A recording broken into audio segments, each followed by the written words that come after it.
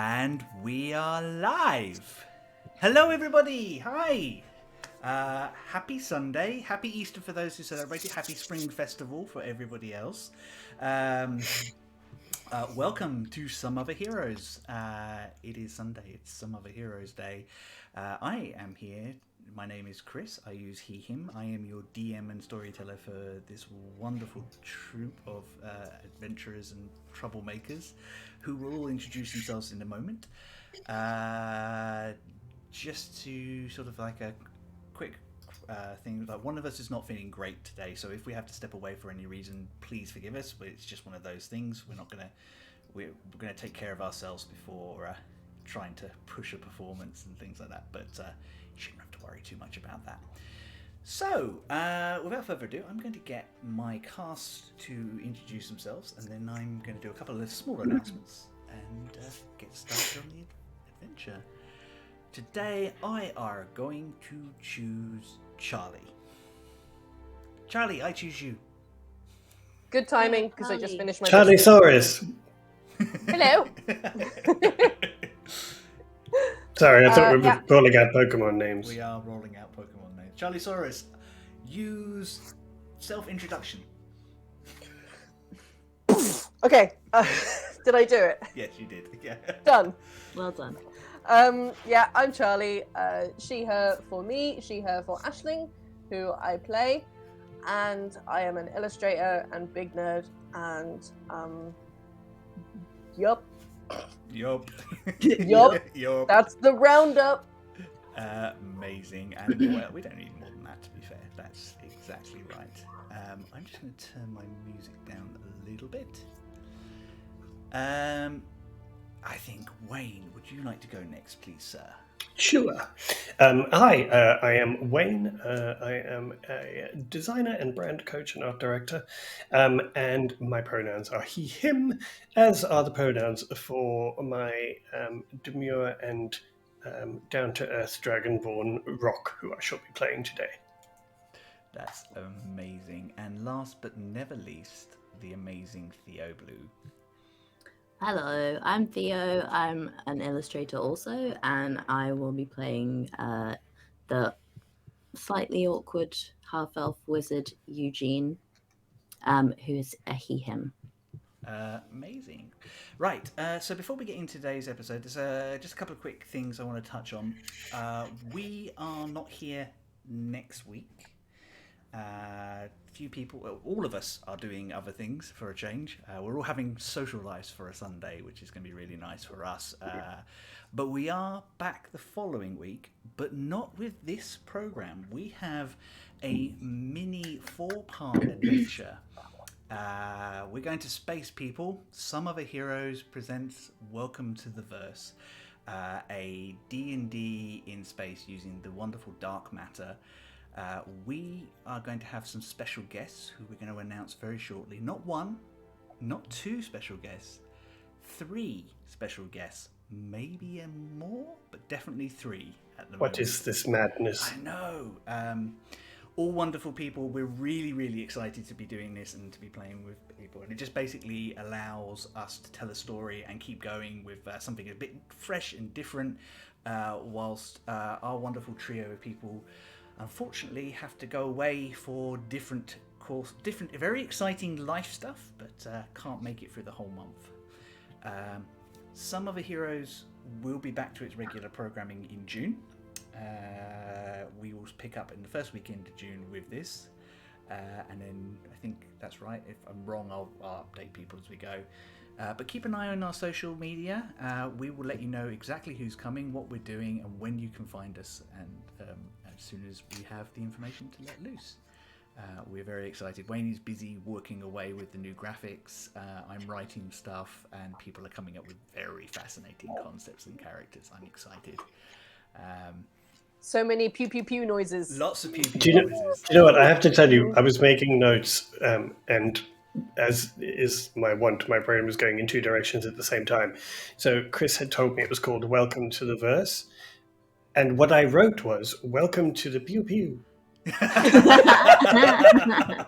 That's correct. I don't see the Like- problem there. I No, mean, it's the opposite of the welcome to problem. Pew Pew. I Sounds am- like a very different adventure, though. I don't know, it made sense in my mind, apparently. So we're looking forward to bringing that to you. But for now, we have an ongoing adventure to get back to. Last week, in Some Other Heroes, our trio of adventurers continued to enjoy the Grand Ball with their friends and found family and true family and other dignitaries. Eugene and the lovely Gree had their first dance in a continuing chapter of Eugene's firsts. Aisling and Rock went through the menagerie as heralded by the Carnival of Curiosity, meeting some of Rock's old work friends, encountering some strange and wonderful creatures, and one new one that Rock and his sister Campbell were asked to try and identify. A strange hybrid creature that seemed part humanoid, part dragon, but not a half dragon, something new and unexplained. Whilst the team were dancing and celebrating and enjoying themselves, Eugene sent out Pocket to keep an eye on a strange character, Fyron Pyrus, a reclusive land magnate who had seemed to take some interest in the trio. Unfortunately, Pocket lost the Fire Ganassi in the crowds of people, so Eugene left Pocket to keep an eye and just see what he could see about. As Eugene and Greece came to a natural parting to allow them to both spend some time with other people and are about to, and spend some more time around the ball itself. Pocket returned with the news that he had spied somebody familiar, the party's old enemy, Cotton the Harengon. Eugene immediately leapt into action, taking Riskarif, the Dragonborn fighter, and Gris with him, and bumping into Aisling and Rock on the way. The five of them then continued, trying to track down the direction that Pocket saw the rabbit folk head. And that is where we will pick up. You've just met in the hallway, and Eugene is just explaining what Pocket saw.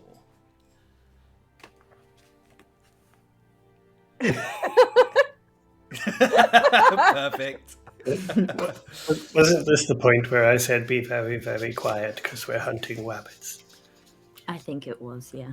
Well, I said it again because it's funny Yes, you did. in my mind. Does Pocket know which way is Pocket leading us? Pocket way is that- indeed leading you the way you need to go.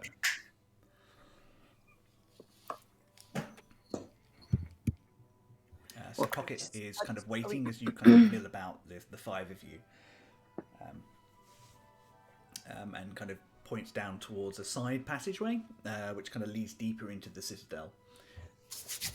That's basically an indoor alleyway. Oh, did we not just have a conversation about alleyways? Yeah, come on. Now, is Pocket sure that it was Cotton? I mean, there are other rabbit folk, you know. I ask him. Rock, can are you you sure? make me an insight check on Pocket, please? Oh my god, a natural 20. Yeah, the expression that Pocket is giving you is really, like really. Bitch, please. I'm just going to kind of catch Pocket's expression and just go, but, well, I have to check. I mean, sometimes it's easy to mistake someone, especially when they're running down an alleyway. Anyway, fine, I believe you. He's sure. So what do we do? Well, Is well, this I mean, Pocket is this rabbit folk a problem? potentially, yes. Let's just say I am pretty convinced that if this rabbit folk, who we know as Cotton, is here, it's not for any good reason.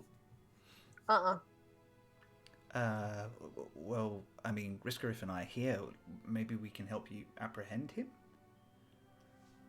I'm sure all the help we can get, because he did manage to slip through our guards before, and he is rather vicious.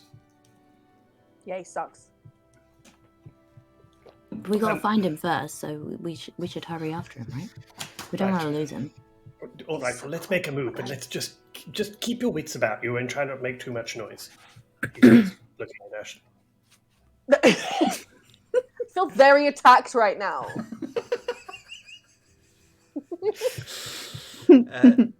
So the five of you, as a group, start moving towards this corridor.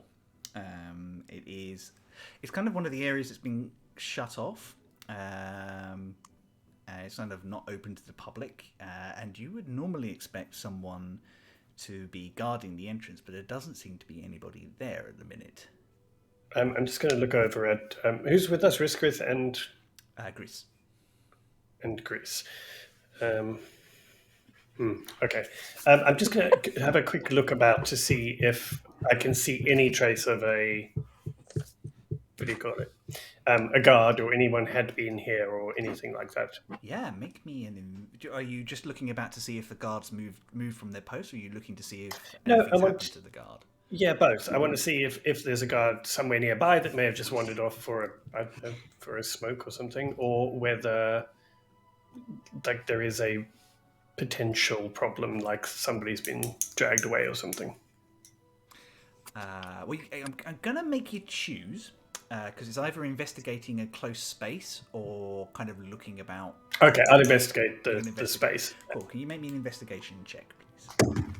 If somebody else wants to have a look around whilst he does that, you can see if there's a guard around. Yeah, I think Aisling will, because she's wary of alleyways. What'd you get? Understandably, 17. 17. Excellent. Come to that one in a second. Well. So what was it? Investigation? Perception. Perception. Okay. It was a nat 1, but I do have a +7, so an 8. You also have inspiration if you want to re-roll that one. Oh yeah, my birthday inspiration. If you want to, you can save it for I another still time. have my birthday inspiration.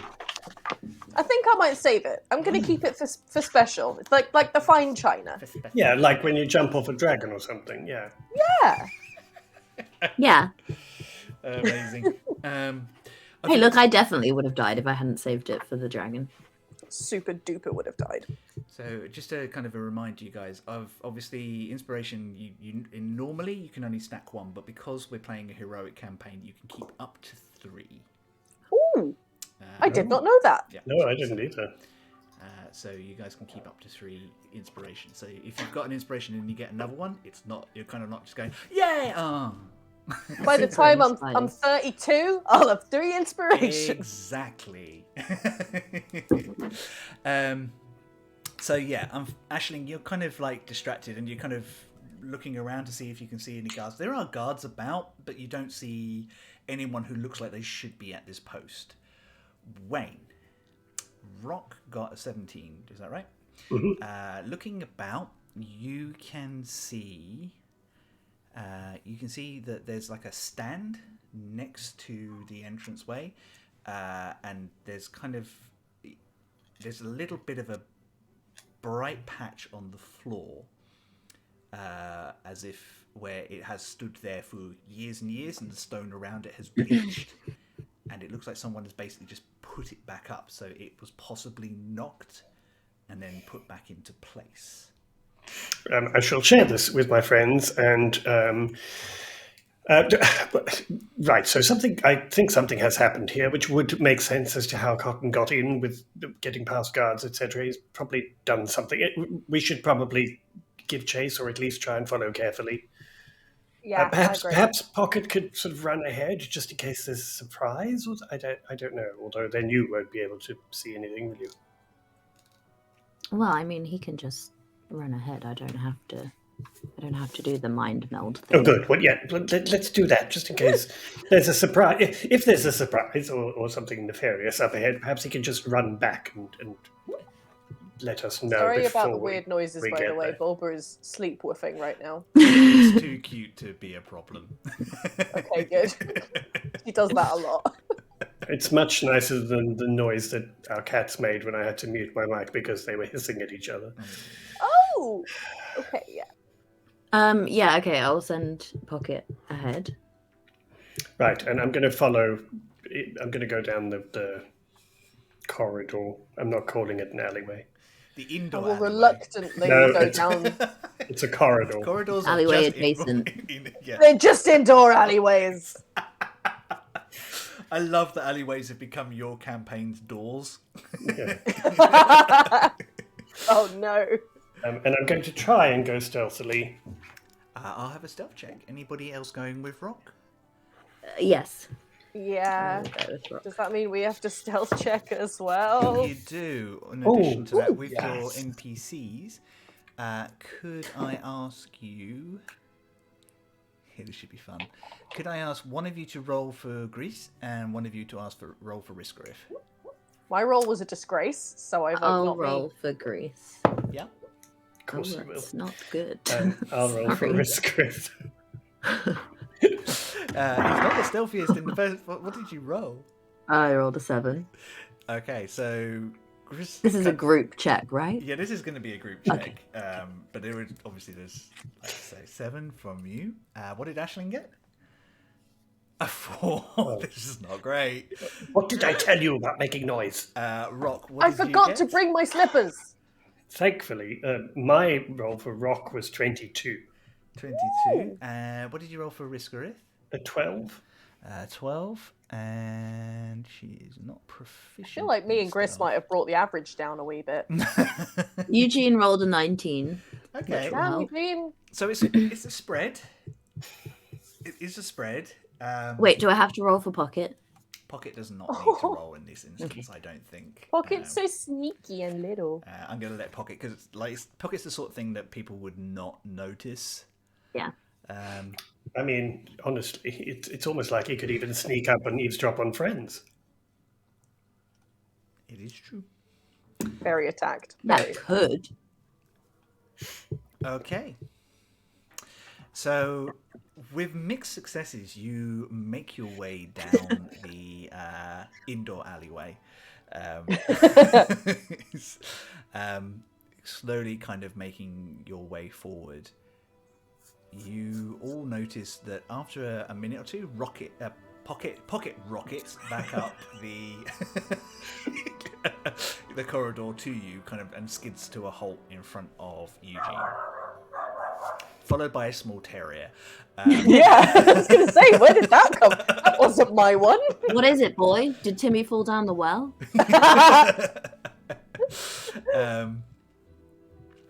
Yeah, so they kind of he kind of zooms back around and kind of stops and kind of makes a quick follow me motion. What, is there something to be worried about, or should we follow you? I'm very confused. Yeah, what's that mean? That means follow him. Oh, So okay, be right. quiet.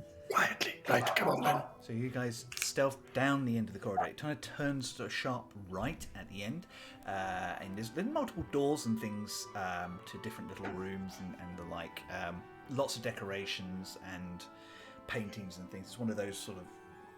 It's where most of the history for the Citadel is kept. As you come to the corner, are you stealthing around the corner to look, or are you just going to follow Pocket, who doesn't seem to be trying to hide? He's literally trying to speed round. Oh no, I think I'll yeah. just If he's follow him. running, I would just Yeah. run, because his whole purpose was to warn us if there was something Yeah. we should be careful of. So I'm assuming there isn't. Agreed. So you kind of get to the corner and you look down the corridor, and you see 2 bodies lying on the floor. Oh. And further down, you see 2 other people sitting outside a door, one of whom is cradling the other. The 2 people closest to you are clearly guards for the Citadel. You can't quite make the figures out further back. They're just a little further out, and it's quite dark down there. Even with your night vision, it's just a little further out of your range. But it would only take you like a minute or like less than a minute to kind of get close enough to see what they're up, who they are, and what they're doing. This ain't good. Okay, I will go up to the two bodies that are lying there, and I just want to immediately check if they are dead or just unconscious. Make a medicine check. Oh, wow. Okay. Medicine. Oh, okay. 15. 15. They are not dead. They are breathing. They have taken a major concussion to the head, as if hit with something huge and heavy. Okay, but if left, they will come to their senses. Yes, they probably do need some medical treatment, but they're not in any risk of dying straight away. Okay, so I don't need to do spare the dying or anything on them. No, they're not. They're not dying, not bleeding out, or they're not in any danger of just having a nap. A forced, concussive nap. Forceful, unpleasant. Yep. Okay, I'm going to... Awful tomorrow. Yeah. I think Rock would probably turn around and look at Gris, or probably at Gris, and just say, could you just check if they're okay, if there's anything you can do for them? I'm going to check on those ones. Gris nods. Riscriff goes, do we need to alert the rest of the guards? Well, yes, I think we probably should, don't you? I will. Yeah. Could you go back and tell Rebecca what's happening? She holds her band for a second. She holds the finger, and Gris goes, her band. They got new wedding bands so that they can talk to each other at distance. Love it.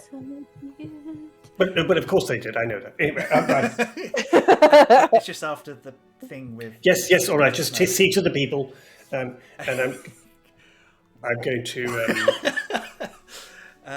So you're going to stomp up the alley. Yes, I will be careful. The corridor. Yeah, no worries. Aisling and Eugene, what would you two like to do? I think Eugene will follow Rock towards the other two. I think Aisling will stand and be confused for a minute and just be like, Rock, what do I do? Stand guard there, and we'll call you if we need you. Gris Okay, she'll stand. stand guard and she'll have like an Eldritch Blast ready. She doesn't know what she's ready for. Aisling, could you help me move these two to the side so that we can sit them up and they're a bit more comfortable and... Oh, okay, yeah. And she gets rid of it and helps. Rock and Eugene, you get closer and you can make out a familiar humanoid form. One of the two forms in front of you, one of them is another guard who is actually bleeding from a stab wound and is conscious but barely. And the other form is a familiar red-skinned man with flaming hair. It's that one guy. Ashling's mate. Fireman Sam. Who also has a stab wound, but doesn't look anywhere near as serious. No, my love! But does look to be trying to staunch the bleeding on this guard as you all approach. I will go up and kneel next to them, and I'm going to say to the man with the flaming head, did you see who did this? Yes, it was a large... Airfolk? Yeah, thought so. He went into, and he kind of points at this large set of double doors into there. What were you doing here? Did you know him? He kind of looks embarrassed and just pulls out a pipe. I was trying to find space. 420 somewhere, am I right? Well, I probably chose to be in the wrong place at the wrong time. Right, let me see. And I'm going to put my hand on the guard who's bleeding, and I'm going to cast Healing Word. You do. Roll me 1d4 and add your charisma modifier. Tell me how many wonderful hit points you give this guard back. Not shit ones, wonderful ones. 7 points. It's good. You see the wound sort of seals up, and he kind of starts breathing more regularly. And he's still a bit dazed, but he's at least not going to bleed out or in any risk of taking any more damage at this moment. Okay. How far away are we from Aisling? You could probably shout down the corridor. Like you guys are not too far away. It was just too far. It was more than 60 foot for like low light vision and stuff like that. Yes. So. I don't want to shout, so I'm just going to. Actually, I'll probably just use my telepathy and talk to Aisling and just say, "This was definitely Cotton. He's gone that way. Could you ask Riskarith if she could come with you? I think we're going to need all the help we can get." Okay. Riskarith is kind of wandering back at this point, and she she's kind of like has this kind of like serious expression on her, and she reaches over as she goes past from the suit of armor and just grabs this double-handed greatsword off of it, and just like look like, right, I am going to kill somebody. Expression on her face. Perfect. Nice. Good instincts. Love that Going that energy. way, and carnage is happening. So we need to go that way. Gris, what are you doing? Are you coming? I mean, this person sounds dangerous, and he's clearly hurt these people. They're okay, so I'll help you. I'm going to come. I Okay. will help. Right. Let's go. This way. Can I sort of? Are we close? Are Rock and I close to the door? Well, you haven't moved yet, so you're probably about 20 feet from the door, I would say. Okay, I would like to go closer to the door and see if I can hear anything on the other side. Yeah, absolutely. Make me a perception check, please. That is not good. That's a 3. It's a Woo! big old door. thick, heavy wooden door. It's really hard to hear anything, and also there's still voices in this corridor. People are moving about. It's very hard to make stuff out. Ashling's still very flustered introducing herself to Fireman, so you can't hear anything over that. Can't hear anything over Aisling's blush. Swooning. He sort of like helps the guard to sort of sit down to one side and sort of. Is he hurt? The Yeah, fire he's guy. been stabbed as well. Okay. We just ignored him. He's fine. Well, he wasn't in mortal danger like the other one. Okay. He's taken some damage, but he will be fine.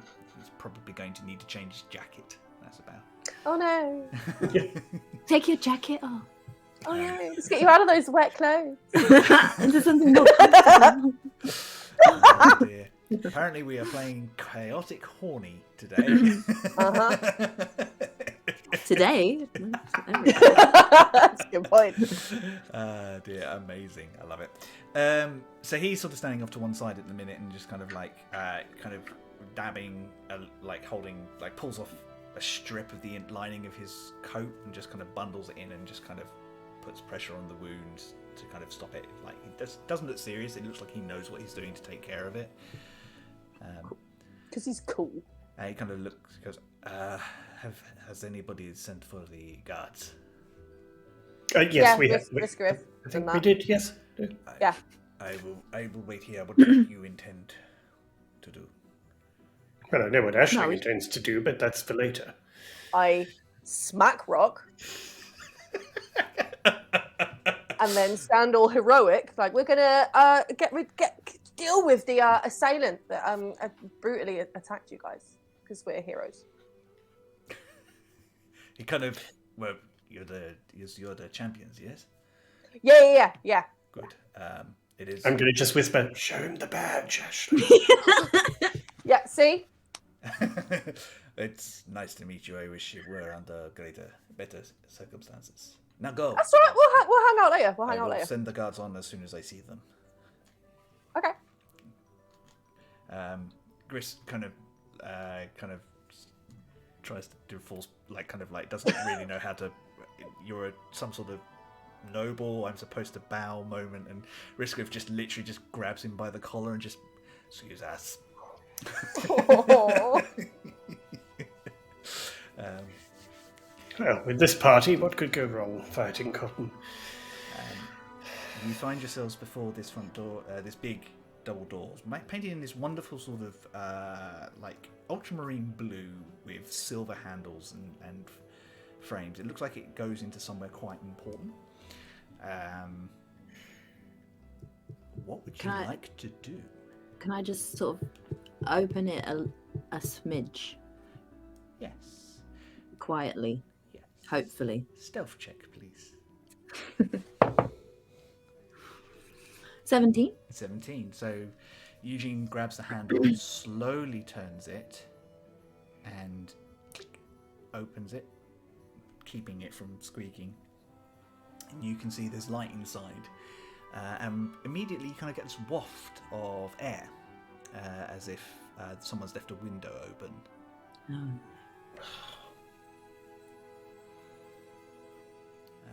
Riskarif kind of settles her hands on her sword and just kind of looks to the three of you, waiting for...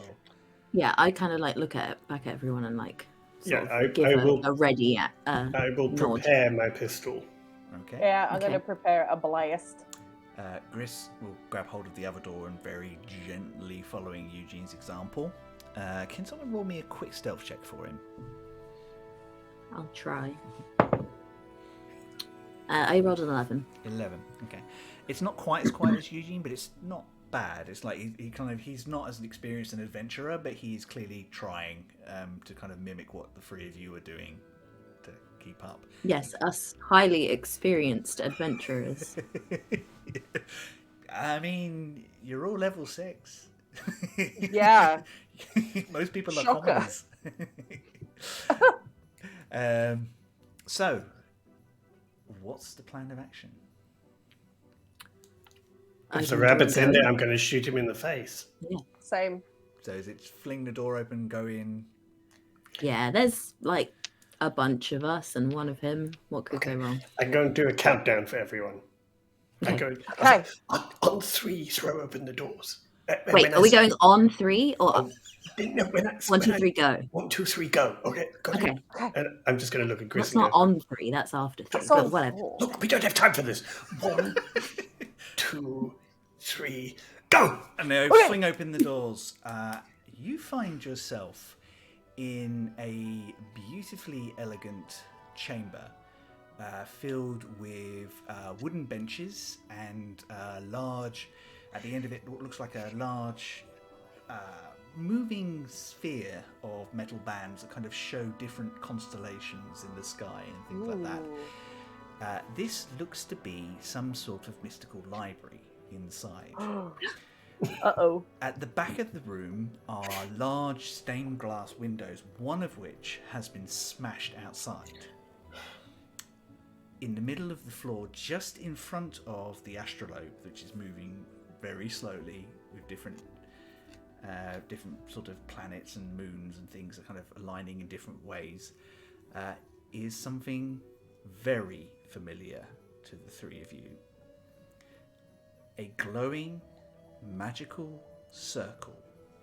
Oh, God. Made with different runes, some of which immediately, Eugene, you pick out ones that you've seen before that are necrotic, some of which seem to be related to divinity. This is that weird mixed spell that Cotton bought to... name just went straight out of my head. Your now friend, the wizard. Farkas. That's it, Farkas Bench, to start working on. This, I'll have a Arcana check off of Eugene. I'm just going to roll for Greece as well. What'd you get? I'm just doing maths, sorry. 25. 25. Whoa. Dang. Greece got 19. So like immediately, like your brain starts pulling things together. This is more advanced than the ones you've seen before. It looks like the spell has been evolved. So whoever is behind this has spent the last 6 months carrying on their research. Shit.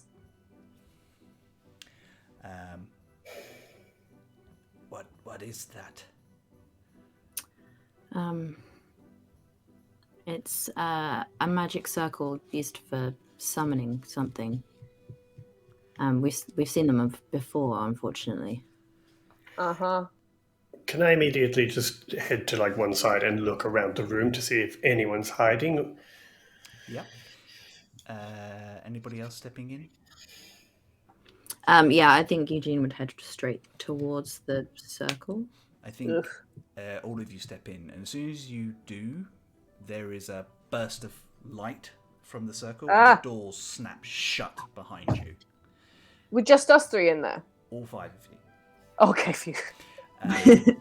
From the circle then starts to raise up and glow and spin, and it dissolves, and in its place, 4 beams, orbs of light just dash out, then darken, turning into like a ball of fire, which then drops ash, and in their place, 4 large, vaguely humanoid creatures with shadowy forms and big bat wings appear. I would like you all to roll initiative. We do have things prepared. Is there anything we can do with the things we had prepared? What did you have prepared? I had a blast. Yeah, I had my sorry, pistol. I thought you dropped because you had the pistol prepared and things like that. Sorry, yeah, no worries. Yeah, maybe they just want to chat. Maybe they're just like later. We will take that into consideration, but we are going to get ourselves set up for combat now. Okay. So if you bear with me 1 second, just going to jump our audience over to the right map and the right music, hopefully. This dice is going to prison. Yeah, I've already sent one of mine to prison today. Betrayal! Where is the rabbit? That is a good question, isn't it? Can I use my inspiration to reroll initiative, by the way? Yes, of course you can.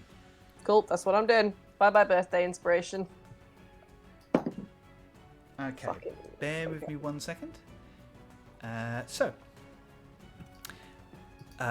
are all positioned to see yourself. You should be able to move your tokens without any problem.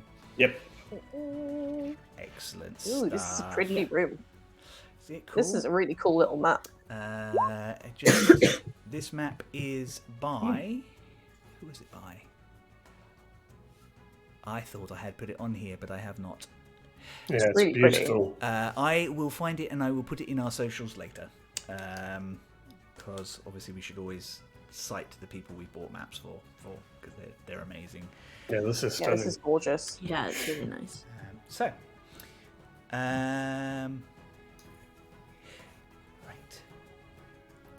Chris, I got a 16. I'm just going to step away for 1 second, but I'll be back in 1 minute.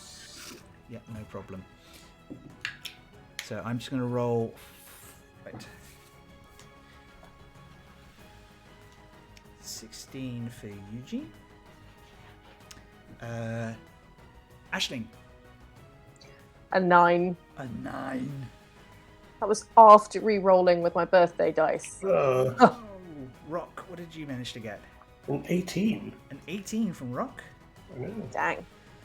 I love that we're chasing a bunny and this map kind of looks like a church. This is very Easter. It was oops accidental Easter as well. Oops all Easter. Oops all Easter. Wait, where's Zombie Jesus? I don't know where Zombie Jesus is. Very We've disappointing. got 4 zombie Jesuses to deal with. Oh, shit. Oh, imagine how different Christianity would be if he'd come back as a black sooty creature with bat wings. Might even tempt me into it. That'd be ridiculous. We have Gris got a 14. And last but not least... Ooh, that's good. Good. Riskarif got a dirty 20. Yes, Cool. Riskarith. With your big axe. With a whopping great... We're in battle. What did Skier get? We need Skier back. Yeah, Skier gets when we need advantage it. when she rolls initiative now. Exactly. Oh, yeah. The demons, in true Chris form, rolled a 1. Yes. Oh, for a Hail grand Satan. total. I thought you were going to say a 20. For a grand total of 4. Bammy. So this fight combat may be over before it's begun. Awesome. So we're going to I start don't know about that. from the top. Riskarif has a movement of 30 Hola. feet and will charge forward. Unless you guys want her to do anything in particular. No, just attack. Kill. Sick 'em. And she will prepare an action to make an attack at anyone who... Use her attack on anyone who comes close to her. I love Riskarith's token, by the way. It's so Yeah. pretty. Thank you. That was the one I found. That's one I got through Roll20, actually. Oh, so pretty. Tropical Dragonborn. I love it. Yeah. Try and make some interesting different ones. Pick up some bits and pieces. So next up is Rock. You have... Sorry, because you had your pistol prepared, you can... No, I'm gonna make a ruling because you guys were not expecting to kind of leap into combat so quickly. I'm gonna kind of say. And I was holding it for if I saw Cotton anyway, so. That's true. That's probably what I was doing with my blast as well. Cool. What would you like to do with your go? I will move to alongside Riskarith. And I mean, they're clearly not here to sort of have fun with us, are they? They do not look like they are having fun. Okay. I am going to take a shot at the one on the right-hand side, Right-hand side with... closest to me. Awesome. And I shall use my pistol. Oh, come on. Right. Okay. Oh, lordy. Oh, no, that's still 17. 17 will hit. Are you using your new pistol? Yeah, I am, yes. Ooh, yeah, I forgot you got that. That's Amazing. why Roll I- your damage for me, please. Don't forget to add an additional 1 to it because of the enchantment on it. Should be taken into consideration. Oh, my lord. A 4. 4. Cool. And you're doing the one on the right there? Yeah, that was dreadful. That happens. Do you want to do anything with your bonus? Actually, Chris, that was also a natural 1. Was it a 1 on the dice? Yeah. Yep, that's fine. God damn. It happens. And for my bonus... Hail Satan, Rooney. Just saw that in the chat.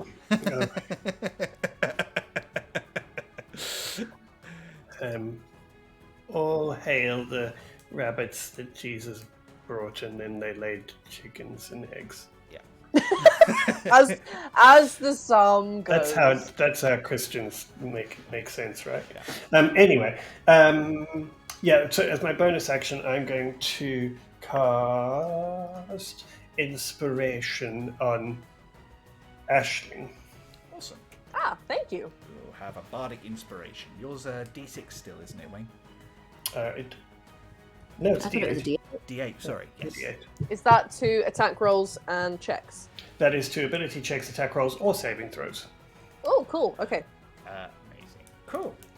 Thank you. That will make it Eugene's go. Okay. Eugene is going to... hang on, let me just check how far away I can be. Oh, really far. Good. Eugene is going to mutter some incantations, make some movements in the air, and you see like the big purple portal thing open in the above all the creatures that you've seen before, but this one's much bigger, and through it comes this massive ball of fire, and I would love to cast fireball, please. You would love to cast fireball. What's the area effect on fireball? and where are you casting It's it? a 20-foot radius sphere, Yep. and I'd like to cast it slap bang in the middle of them, please. So here. Wreck 'em. Just right in the middle, so it will get all 4 of them. Okay, cool. If I've Yeah, that will done get my all 4 math of them correctly, there. Yeah, yes. that's Oh my god. Perfect. It's a dexterity saving throw, please. It is a dexterity saving throw from all 4 of them. And that is a DC 15. Okay, cool. Oh, except fire damage, maybe there. Oh. Cool. So 2 of them are saved, and 2 of them did not save. Roll me that nice damage. That nasty damage. Eugene didn't say how big the room is. Yeah. Eugene said, I cast. I cast fireball. I don't have enough messy. You have enough D6s. You do have enough D6s. You can do it all in one. This is exciting. This is our first fireball, guys. Yeah. How many d6 is your fireball at this point? Okay, sorry. Maths. That was fine. 10, 20, Oh my god, 8d6. That's 26 damage to the ones that didn't save. 6 damage to the ones that didn't save. Yeah, and then Dang. 13 to the ones that did. Dang. Wizards. So, sorry, hang on. Whilst I do some quick maths, everybody. Quick maths. Quick maths. I feel like a real wizard now. Yay! I've cast Fireball. You cast fireball. It is. Yeah. It is, you are a real wizard. You're a real wizard, Eugene. I rolled all the dice. That was very so this satisfying. ball of controlled fire explodes in the middle of them. Are you concerned about the materials around? Well, it says everything that is flammable will catch fire, so Okay, Cool. I'm not going to draw it out, but the carpet does catch fire, cool. Great. as do the kind of the edge of the wooden railings there. It says it ignites flammable objects in the area that aren't being worn or carried. Yeah. So So yeah, this bench the here carpet is currently on fire. Oh, hang on, I'm clicking on the wrong. This bench here is currently on fire, as are the Great. bottom of these stairs and this carpet here. To that effect, is there something that says about how much damage they take if they walk into that area, or is it for me to decide? Yeah, it doesn't say. Okay. So I guess that's up to you. If you standard stand fire in those damage. in that area, you will take fire damage. To be aware. Okay. So, I didn't prepare fire tokens. I really should. I'll get that sorted. Sorry. Hey, no problem. That's what I love about playing with you guys. You always surprise me. In fact, I think that something of that magnitude coming out and exploding, I think Rock probably squealed slightly in shock, and is now slightly confused about whether he's terrified by what Eugene just did or incredibly proud. Amazing. The creatures do take damage, but not as much as you would have expected. Knew it. As they are Yeah, you were slightly right, nimble. Wayne. Damn it. But that was. I just really got excited good. about the fireball. Ah, Oh, hell totally. yeah. Especially because they were all... I was like, wait, they're just all within 20 feet. Oh. I can do the thing. I can do the thing. That's amazing. Anything else you'd like to do with your turn? No. I'm used to the church is on on fire, says Rooney. Absolutely true. That's what happens when I set foot in a church. Yeah. Yep. It bursts into This flame. is the queer satanic Easter that we all asked for. Yeah. Dear. Right. Anything else? Sorry, Eugene. No, that's my turn. Sorry. Awesome. That will bring it to Grish, who kind of looks at it and goes, "Oh, okay. That was really impressive." Thanks. I couldn't wait to do it. All right, let's talk more action. Yeah. He is going to reach forward his hand. He's not as combat effective as you guys are, but he's going to reach forward a hand, point it at one of the creatures, and whispers something in a deep incantation. And you see his eyes glow for a second, and this creature's eyes glow as he casts Mind Sliver. So they need to make a intelligence saving throw. And I don't think that's one of their strong suits. They fail. So they take 2d6 damage, and if they make a saving throw in the next round, they have to roll a d4 and minus for it as well. Which ones are those? This one here. Whoop, hang on, clicking on the wrong thing. Got the same map open 3 times on my screen here. That one. my God. Okay. That one there. Cool. So we'll just add a little Just unhappy symbol for that. So they do take 6 points of damage. Awesome. Which will make it Ashling's go. Okay.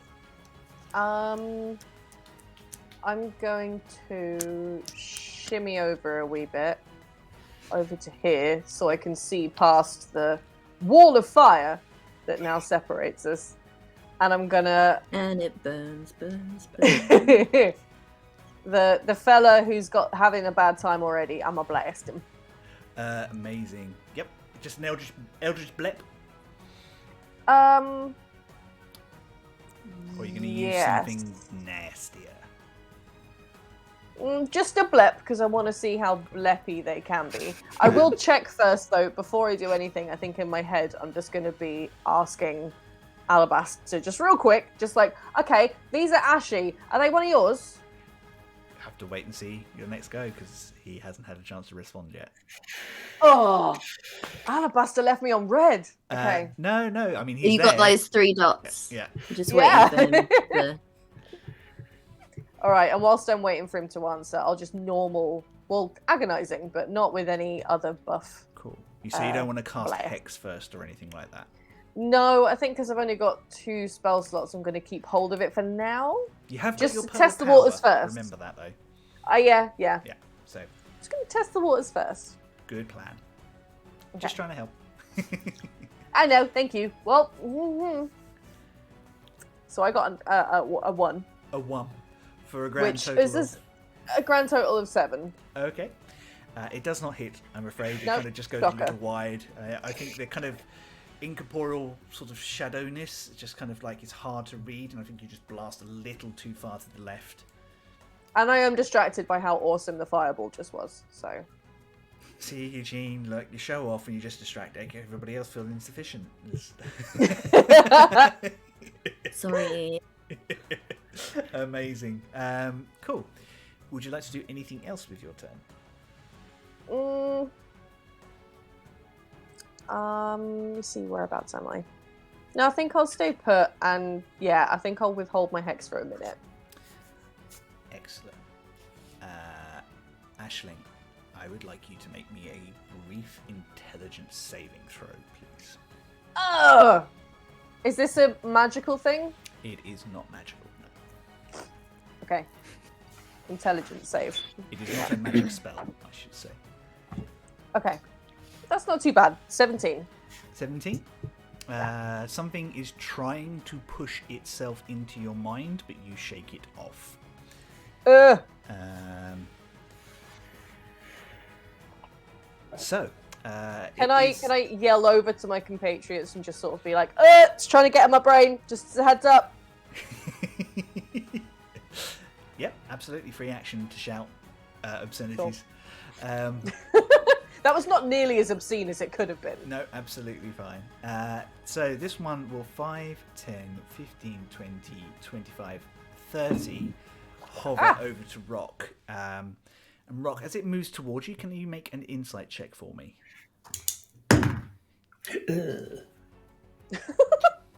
Inside. That's the sound of a good roll. Yeah.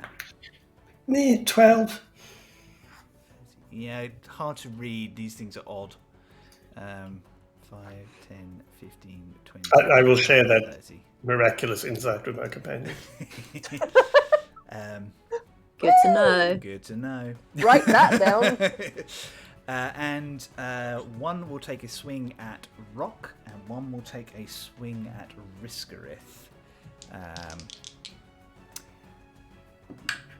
It is an 18 to hit Rock.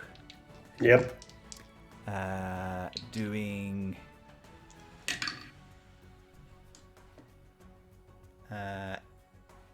Sorry, hang on. Brain just went off.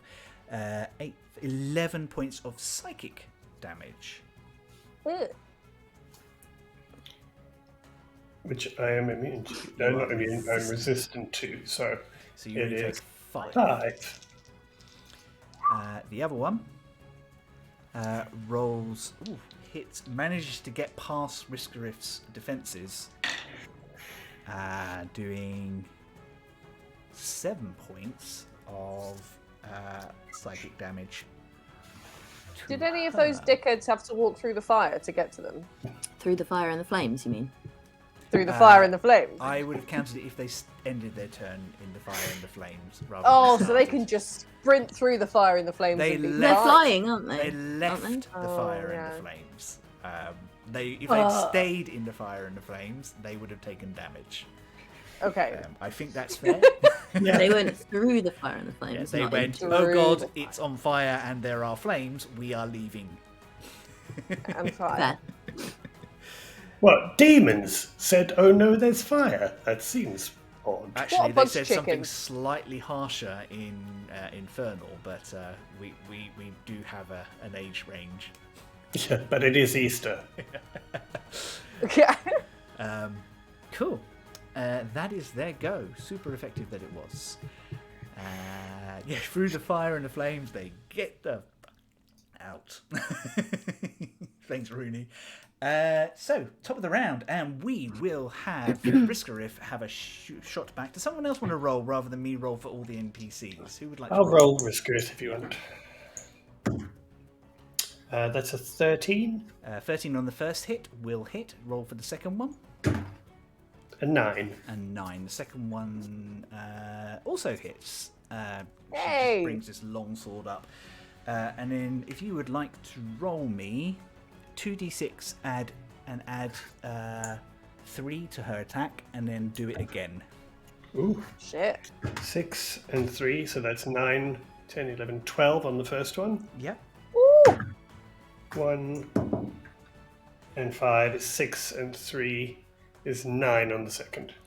9 on the second. Awesome. Once again, you guys notice that and she seems to get a little frustrated by this. She hacks parts of this off, and you can see some of the ash just kind of flying out where she's striking true and quite heavily, but it is not taking as much damage as you would expect a mortal creature to take. Damn it. They are really annoying. They are not pleasant. She is going to, however, move herself around so that she is between the wizards and this creature to try and better defend them. That will make it Rock, your go. Right. So Rock is going to mumble something under his breath, and you can't really hear what he's saying, but his voice gets louder and louder, and then there is a kind of moment of silence, and then between these two here, Yeah. there is an explosion of energy, and I am going to cast Shatter. Amazing. Nice. So Is that thunder or force damage? it is thunder damage. Okay. They need a Constitution saving throw, if I'm right. Correct. Okay. And just those two you're managing to hit. Well, it's only a radius of 10, so... I'm going to be nice. If you hit them from about here, I would say you could just about clip all 3 of them. I suppose so, yeah. Okay, I will try that then, Yeah. yeah. In which case, look at All me 3. giving And one you of them points. has disadvantage. One of them rolls a d4 and minuses it. Minus d4, sorry, yeah. Cool. So, well, that one rolled a grand total of 3. Okay. The second one, Constitution 11, and the third one 12. So they all failed. All failed. Okay, so it is 3d8. Nice. That's my d8. So Also, those tables are gone. Yeah. 3, We're just really not and giving a fuck about this. 5, 8, 8 and 4, 8, 9, 10, 11, 12. So 12 points of damage each. 12 points of damage each. Once again, not quite taking Oh my god. the damage that you were expecting. Having been your second go at trying to damage them, you can make me a quick nature or arcana check to see if you can figure out what this might be. I will do, but as my bonus action, I'm going to inspire Eugene, please. Awesome. Arcana or? Or nature. Okay. 16. 16. These creatures are of darkness and shadow and ash. Generally speaking, they are usually adverse to things like light and radiant energies. Got it. I am just going to shout that out to my friends, if that's all right. Yeah, I'll let you do that as a free action. And just say, this doesn't seem to work. Try, I don't know, light or something, or radiant or something. I don't know, anti-dark. I got none of that. Well, Eugene? No. Well, just keep at it then. Okay. Awesome. Eugene, it is your go with that pressure added to you. Actually, I think it's more likely Rock just looked immediately at Gristle and just went, well, do something. My spell hit. That's true. His spell did Okay. full damage. That is true. Okay, we'll come back to I'm gonna move here, and I will throw second level ice knife at the one in the middle. This one. Okay. And that is a 18 to hit. 18 will definitely hit. And that is 1d10. So that's 7 points of damage, and then it will need to make a dexterity save. 7. Sorry, what type of damage is this? It's cold damage. Oh, it's ice. Yeah. It will make a. Oh no, it's piercing damage on the Piercing the damage. knife, and then when it explodes, it's cold damage. Sorry. Awesome. Yep, awesome. I'm sorry, can you just ping which one you're hitting for me again? Sorry, I was doing two things at once. And This failing one in the both middle. Spectacularly. 7 points of damage. Yep, that piercing damage. Again, not quite as bad as you would have liked, but it does at Nothing least else I take. can do. And did it pass the dex save? 8. So no. No. Okay, so it takes 3d6. Ooh. That's a 10 cold damage. You watch as the icicles kind of form around it, and you kind of for a second, and it literally just absorbs into its body. It is immune Damn. Ah. to damage. Oh. Okay. Noted. I feel As like we're learning things here today. In the best way possible. As the saying That goes, we really should have bought a good cleric. to know. Yeah. Oops, all casters. I think we learn that every time we go into that. Literally. Gree kind of has a think. This would be fine if Ski had bothered to pitch up. Yes, Gia. Dear.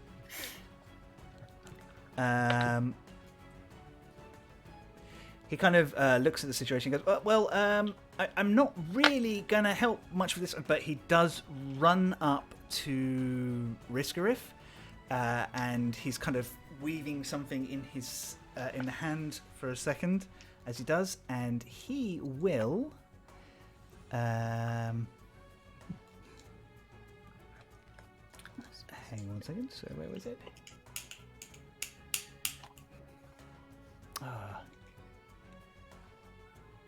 Nope, he won't at all because that's self. So he'll cast. He will cast over her shoulder the Mind Sliver again. Sorry about that. I thought he had a spell that he didn't. New NPC who dis. The creature fails quite spectacularly. And will take the full damage from this. And again, it's the same one. He's going to have to d4. So he takes 12 points of damage. And he still has his sad face on. That, from where you guys are standing, Even looks sadder like it now. was really effective. As a bonus action, he will actually take out a small amulet from his pocket and just tap it on the back of Riskarith, and there's kind of like a burst of energy, and then this kind of like looks like a little bit like the mage armor that Eugene creates, but slightly different in shape. He will add 1 to her armor class with a mystical amulet that he has, making her much harder to hit. Fancy boy. Cool. Ashley, your turn. Okay. Oh, those are definitely mine, yes. Can't control them at the moment. Someone seems to have them. Can't you hear them? They're desperately trying to get you to kill them so that they can go back. Oh, that's horribly unpleasant. Well, Can't control them. Can't control them at the moment. No, I mean, if I were on the same realm as them and somebody else hadn't summoned them, they'd be mine. Oh. Well, any suggestions? Yes. Kill them quickly. They're quite dangerous. Don't Right. suppose you brought along anything that could make them easier to hit. You know, like maybe that staff of yours. What, the glittery one? Mm-hmm. Glitter? Think about it. What does the... Oh, for goodness sake. Ashling, bash the glitter staff on the ground and cast the spell that's contained within it. Okay, alright. She will do this. You're not the boss of me. There is nothing the demons hate more than glitter. It's fine glitter, it's not biodegradable, it's a nightmare. It's going to get everywhere. Magic glitter. Okay. So, as an action, you can cast Fairy Fire with that staff. Oh, cool. Okay. Once I think today. I can't find it in my thing. That's why I forgot about it. Fun. That's all right. Okay. So, how am I doing this? Just casting it as an attack spell?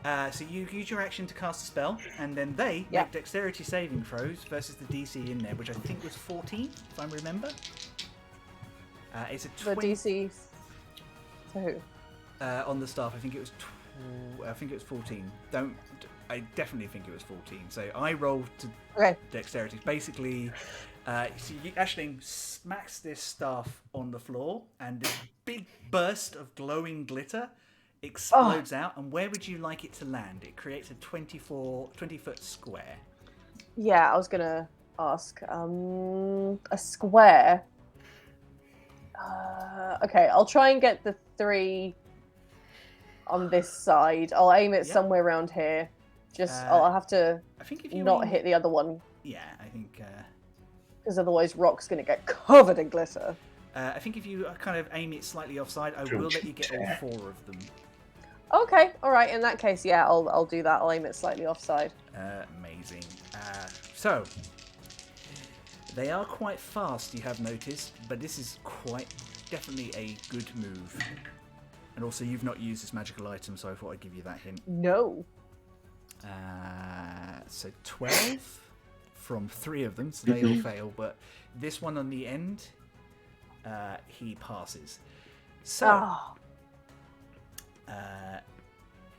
What this means, let me just quickly call up the spell. They can no longer hide easily at all. They have disadvantage on any stealth checks. They also, if I'm correct, sorry.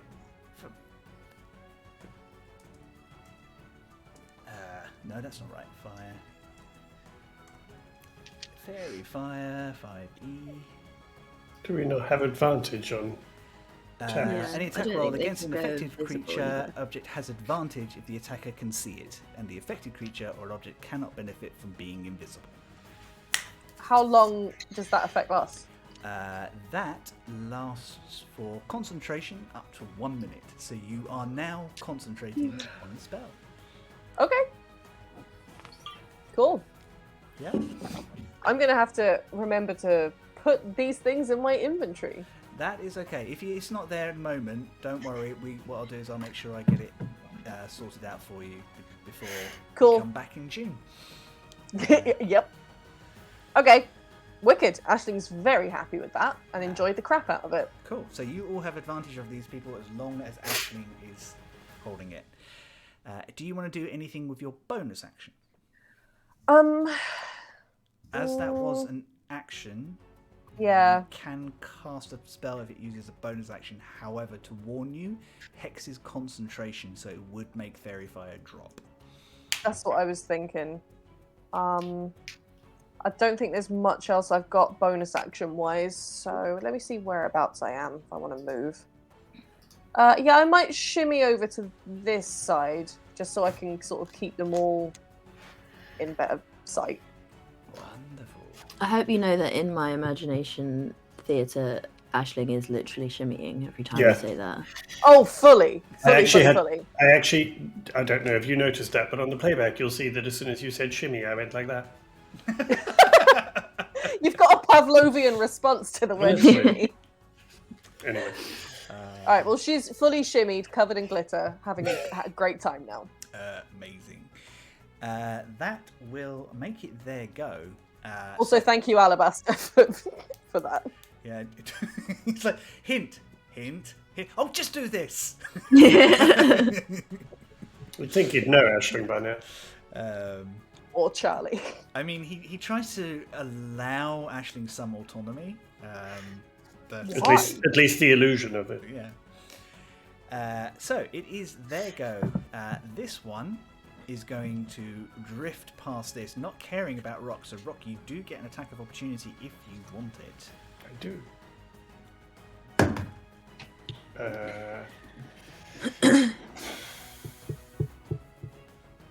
I would have to use my rapier. Yep, that's fine. You can whip it out as it goes past.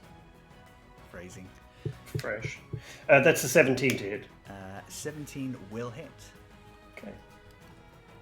And that is... Would that be Oh, the flying sword that you're using? it would indeed, the dancing rapier. That is a 10. 10. You slash out with this beautiful rapier that you were gifted, and it slices true. It does the damage that you expect it to. What does it mean? Oh, well, that's interesting, and I will holster my pistol, and keep my rapier out.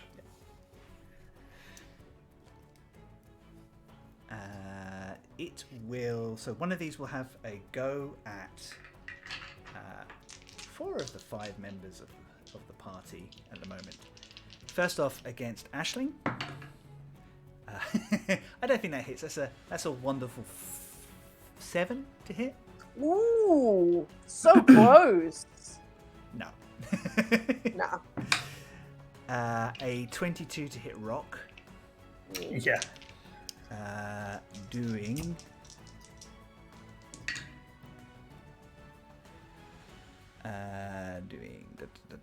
12 points of psychic damage, but halved. Halved. Because you are what you are. A 11 to hit Eugene. As my reaction, I would like to hold above my head my staff, Skyblinder staff. Yep. They're flying, They right? are technically flying. Okay, good. So it attacks with disadvantage Does it? and must succeed on a DC 15 con save or be blinded. So the attack is still 11 because they rolled higher for their disadvantage roll. Oh, that actually doesn't hit anyway, so That's fine. fair enough. And But, you say Constitution? Yeah, con save DC 15 because a big flash of light comes out of the staff. They just missed. They rolled a 13 for 14 in total. So they are blinded. Blinded it. Where's something that's blind? I'm sure there was something that was useful for that. I think so, yeah. Yeah. Well, I can't see anything immediate. Oh no, there it is. We've got like an eye bite symbol, so we'll use that one instead. Cool. So from this point onwards, how long does that last? Do you have to concentrate on the spell at all, or I give you these magical items? Until the start of its next turn. To the start of its next turn. Awesome. So until its next turn, just so everyone else knows, that creature automatically fails any ability checks that require sight, and all our attacks against it have advantage, and its attacks have disadvantage. Last one. Amazing. The last one fails to hit Riskarif as it bounces off of this magic shield which has appeared around her. Making it top of the round, Riskarif will... Wayne, could you please roll for Riskarif? 4.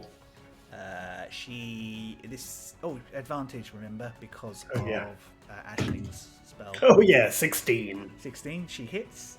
Roll 2d6 and add 3, please. 4 and 6, 10, 13. 13.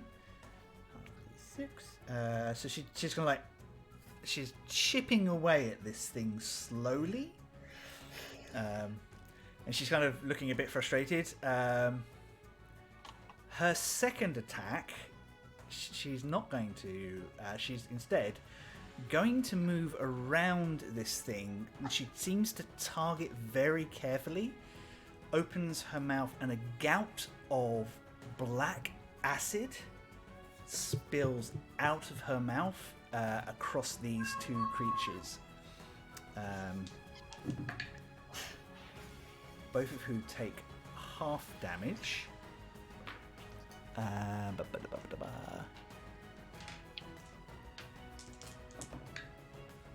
Ooh. But it's still good. 10. So they both take... So they both seem to take some damage. Not as much as she wanted, again. But she kind of steps back and goes, okay, acid doesn't seem to work either. Well, that's just great. Oh, Rock, Gris, as you're kind of coming, goes, psychic damage seems to work though.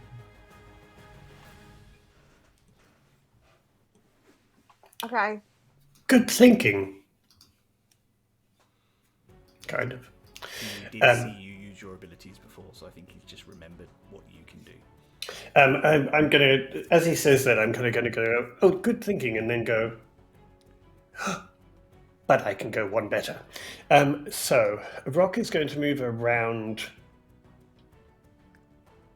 to here, I guess, or here probably. I just need to check distance. No, it's too far.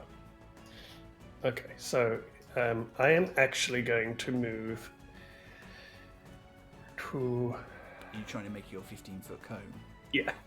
If you stand here, I would say 5, 10, 15. Yeah, it's probably not going to be able to get a second one. They're a bit too spread out. But from here I could.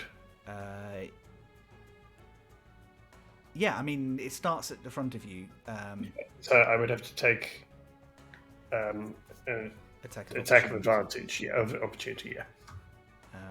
Where are you trying to hit there? Sorry, I'm just trying to. Well, hit if I go from here, I can do my cone here. Oh, yeah, I mean, you can do it right in front of you, like Riskarif just did. Yeah, but I want to catch both of these, which is this one and this one. Which from there I can. Okay, yeah. 5, 10, 15, 5, 10, 15. Yep, that would work. Yeah. Okay, so I'll try the attack of opportunity and Cool. suffer it. They will gladly try and hit this Dragon Ball, and they only get an 11. Nope. So I am going to. I step back, and I am going to touch my arm, and there is a faint glow underneath my new jacket, and I'm going to use my talk of the dragon, and I'm going to change my breath weapon to be radiant damage. So as you guys watch, there's this glowing corona around Rock in general, and it looks like his wings have burst out for a second. But as you watch, his slightly sort of like translucent energy turns into this bright white light for a second and then fades as he changes. Oh, I love it. And so they must all make dexterity saving throws, They will happily do that. which they have disadvantage on, do they not? No, not only one of them does, and that's the one in front of Eugene. Oh, okay. He's fine. blind one. Blounded. He's blounded. So one of them got a 21, and Yeah, the that other one got a passes. 9. Cool. So one passes, one fails. Yep. And they will take. Let's see what we got. Oh. So that's 12 damage. 12 damage. And remember, it's radiant damage. So this is super effective. One of them looks like it takes a lot of damage. The other one, which tries to get away, still almost loses part of its form in this burst of light.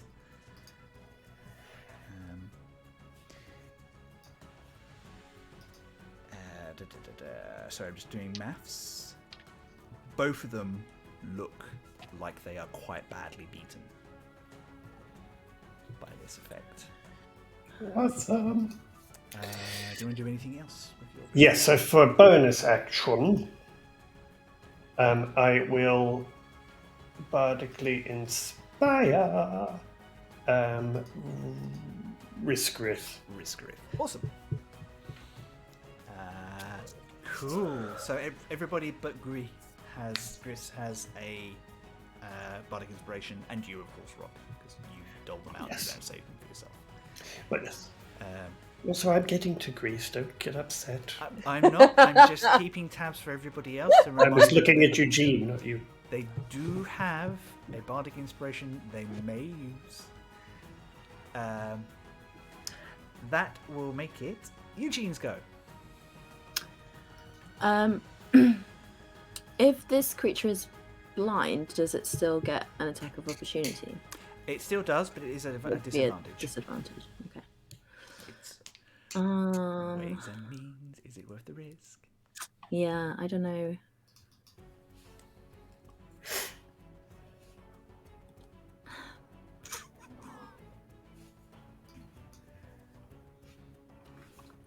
I will just do shocking grasp. Please, the one in front of me. Awesome. And disadvantage dexterity saving throw, is it? I think it's just an attack roll, so Okay, I yeah. attack with advantage. Don't I? Attack with advantage. Oh, for fuck's sake. I rolled a 2 and a 3. Yeah, So maybe that bardic inspiration can help you there. 11. to 11. hit. It does not hit, I'm afraid. It kind Oh. of senses your movement and kind Coolio. of jets out of the way as these sparking hands kind of get close to it. For my bonus action, though, I will cast Misty Step Yep. and get the fuck out of there.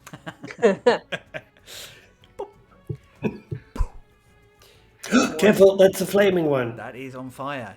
Be aware. So if you want to rethink that, I will allow you to do so. I mean, I probably am not stupid enough to teleport straight into a ball like of fire. Eugene's the one person who definitely wouldn't do that. Am I okay there? Where is the you fire? Are fine. The fire kind of comes down to about here. Okay. Um, Yeah, there's fine then. That is my turn. This was such a lovely room. Yeah. Now we've like burst some tables into non-existence and set everything on fire.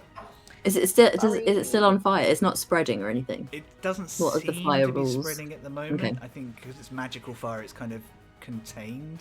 But you probably, I mean, also you're still within about 15 seconds of it starting, so it's not had a chance. Oh, yeah. Cool. Gree will have a look at the situation, and he is going to cast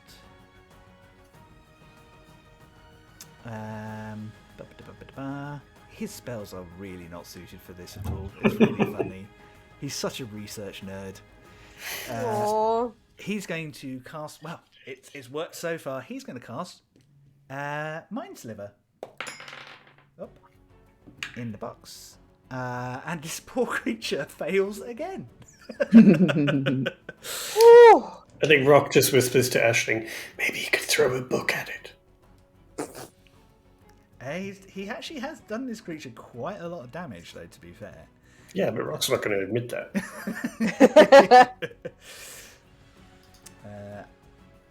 Poor creature. It's got the worst migraine in the world. This person just keeps jabbing him in the brain. Sorry about it. He kind of just, I'm more protective than anything else, he kind of says, and he is he's gonna 5, 10, 15 to there, and I think he is going to cast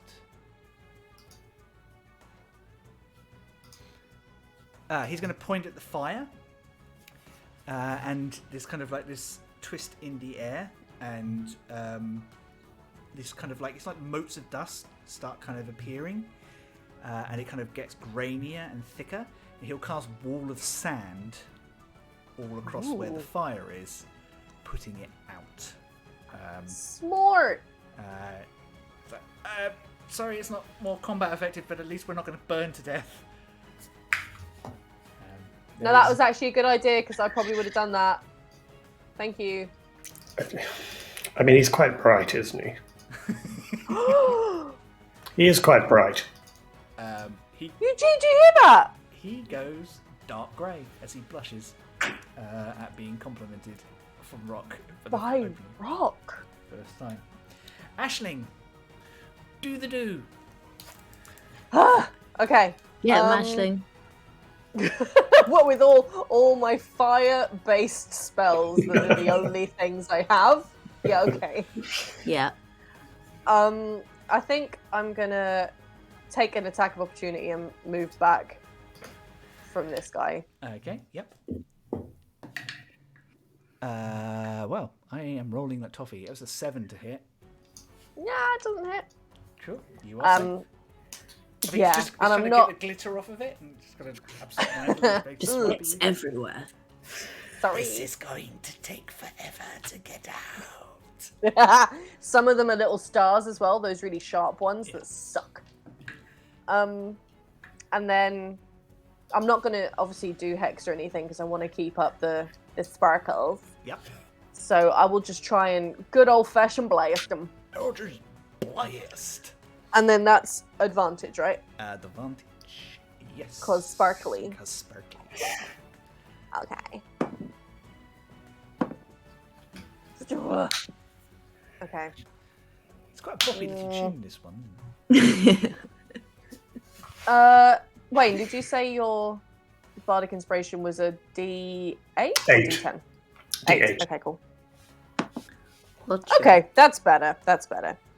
So 13. That's 19 to hit. 19 will definitely hit. Okay, good. And I'm gonna agonizing it, so it'll be a +2. Cool. So roll d10, add 2. And that's your first one. Remember, you got 2 attacks with this one. Yup. So that's a 5 for the first one. Yep. Does normal And- damage by the looks of it. Ha ha ha! Thank God for that. Remind me, do I roll another attack for this second blast, or does You it just do, hit? yeah, with Eldritch Blast. It's like having a second attack. That's fine. With Miriam, but at range. And magical. 16 to hit on the second one. Will also hit. Nice. And that's 7 damage on the next one. This with a and a release, you see this thing disappear into the dust and shadow, which kind of falls to the floor. Finally. As it goes, you hear in your mind, "Thank you." Oh. I don't like that. Guys, if it's any consolation, these things kind of want to get obliterated by the sounds of it. So Well, perhaps that you could helps. tell them to stop hitting back then. I'm gonna say to Alabaster, can I do that? I mean, you can try. I don't think it's going to work. They've been summoned by someone. Yeah, okay, never mind. Nah, can't. Sorry. Alabaster says he can't fix them right now. Of course not. That would be way too easy. Yeah, I know, right. That As you were. Yeah, that will make it their go. Good. This one is going to glide in to hit Rock again. This one is engaged with Riskarif. This one is going to try and hit the other wizard, which just put out the fire. No. Well, he did walk right into the middle of them all. He really did, didn't he? He had to get in range. Mm-hmm. And surrounded. And My surrounded. Sifu would be so angry at that. So, first one against Rock. That's not going to hit anything. 4. Yeah. Good. Sorry, actually, I lie. It wasn't a 4. It was a grand total of 6. Ooh. A 20 to hit Riskarif, which will hit. And an 11 to hit Gree, who will hold up his hands and a magical shield, like a bubble, appears around him. Nice. Stopping that from working. Riskarif will take, 10 points of psychic damage. And I think from where you're standing, because you've all been quite close, you kind of watch as this thing kind of looks like it tries to grab her soul and pull it out in a way that you have seen these Ew. types of demon do before. And there's a moment where kind of this slight duality of her and a ghost form, and it snaps back. Don't like that. She kind of staggers back a little bit and looks really annoyed. Wayne, would you like to roll 2 attacks with advantage? Oof, no, that was the first one was a 7, Nope, okay. and the second was a 13. 13 will hit, beats. It's 2d6. 2d6, yeah. Yeah, 2d6 and Ooh. 3. 6 and 4, that's 10 and 3, 13. 13 halved is 7. This shadow creature is also looking very ropey. Which one is that? Oh, the one with Riskrith, The yeah. one in front of Riskarif, yes. Awesome. That will make it Rock, your go, and then Eugene, you're up next. Okay. The one in front of me looks really rough, doesn't it? It is getting, it looks about as rough as the other one did before Aisling killed it entirely. Okay, so I am going to use my my rapier, Yep. and I'm going to take a slash at it. Oh yes, 18 plus something, 18. 23, Yep, that will definitely hit. and then damage-wise. Oh yes, that's 10 points of damage. 10 points of damage. Again, you slide this sword into it, and this creature reacts as if it's been properly stabbed. And as you pull the sword away, it just melts into this ashy. Yes. And falls to the ground. Again, Ashley, you hear this. Praise to the keeper. Am I the only one that hears that? Is she? Yep. I'm just going to look at Ashley and go, "Here, what? Heard what? I mean, there's quite a lot going on." They keep saying, like, thank you and praise the keeper or whatever whenever they die, and it's really What? deeply Who's the unpleasant. keeper? Anyway, hold that thought. I am going to move forward to... I'm going to move to the one in front of Grease. Yep. And can I use my bonus action to just take an attack? You can, yeah, with an offhand attack or something. Yeah. So what do I add to that then? So you make your attack as normal, but you don't add anything to the damage die roll. But I do to my hit. To hit, yes. You roll your two hit as normal. It's Oh, just cool. your damage doesn't get any Okay. bonuses. That would be a 20 to hit. 20 will hit, yeah. And the damage is just a d8 then. Which is a 7. 7. Yep. This one is looking much better condition than the others. It looks like this one has managed to get away without taking too much damage through this fight. That's fine. I am just going to, with that bonus attack, I'm just going to say to the creature in front of Gris, oh, for goodness sake, pick on someone who's a challenge. Ooh, make me a persuasion or an intimidation check. Okay. Oh no, that's a good one. Oh good. Okay, good. Okay, 22. 22, yep. Oh! Awesome. It turns its attention to you. Cool. That will make it Eugene's go.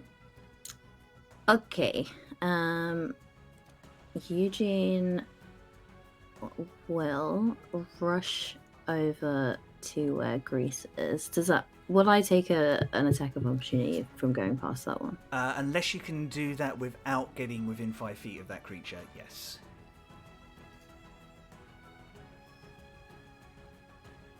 Okay, yeah, I'll take the attack of opportunity. Yep. Okay. It gets a natural 20. Oh shit. Ah! So, it does.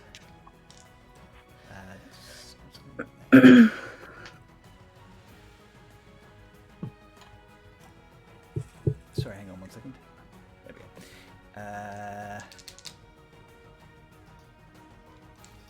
So it does 12, 15, 20, 21 points of necrotic damage. Sorry, psychic damage as it kind of reaches in and grabs you as you kind of go past. And you guys see the same thing happen to Eugene as well, like almost completely coming out for a second and then kind of stumbling forward with their soul kind of his soul snapping straight back into his body as he kind of runs over to Gris's side, who in concern just reaches out and grabs you. That did not feel good. That was very brave, but not the best idea. Are you okay? I've been better, but never mind. And he is going to cast Thunderstep, and take Grace away out of range. So they'll appear back over here. Cool. So 2 of you step over to there. You're such a good boyfriend. So it's a Constitution saving throw, isn't it? Yes. It is a grand total of 6. Does not save. So that is 3d10, I think. What's the range on that? Do I have to do that as well? No, it's just 5 feet. 3d10. Damn. Ouch. Eugene's very precise with this spell now. Yeah. Almost like almost like he practiced by jumping off the back of a dragon or something. Oh, that's a weird way That's to practice. 18 thunder damage. 18 Nice. thunder damage. Shit. It doesn't do quite as much damage as you hope, but it certainly No. seems to disrupt its form for a second. Love battle partners who thunderstep together, says Rooney, and it is true. Boyfriends who thunderstep together, stay together. Hashtag blessed. And then I think that is, yeah, that's all. I'm just gonna sort of Is that your action to cast thunderstep, or is it bonus action? action. Action. Okay, cool. Yep. Cool. Gree, in return, will pull out a potion and use his action to give you 2d4 plus 2 healing as he pulls out a Aw. potion from a pouch somewhere. Bless him. Do I roll that? I can roll it for you if you want. Yeah, sure. Oh, not like that, though. Like that. It's good. It's 8 hit points of healing. Oh yes, that's nice.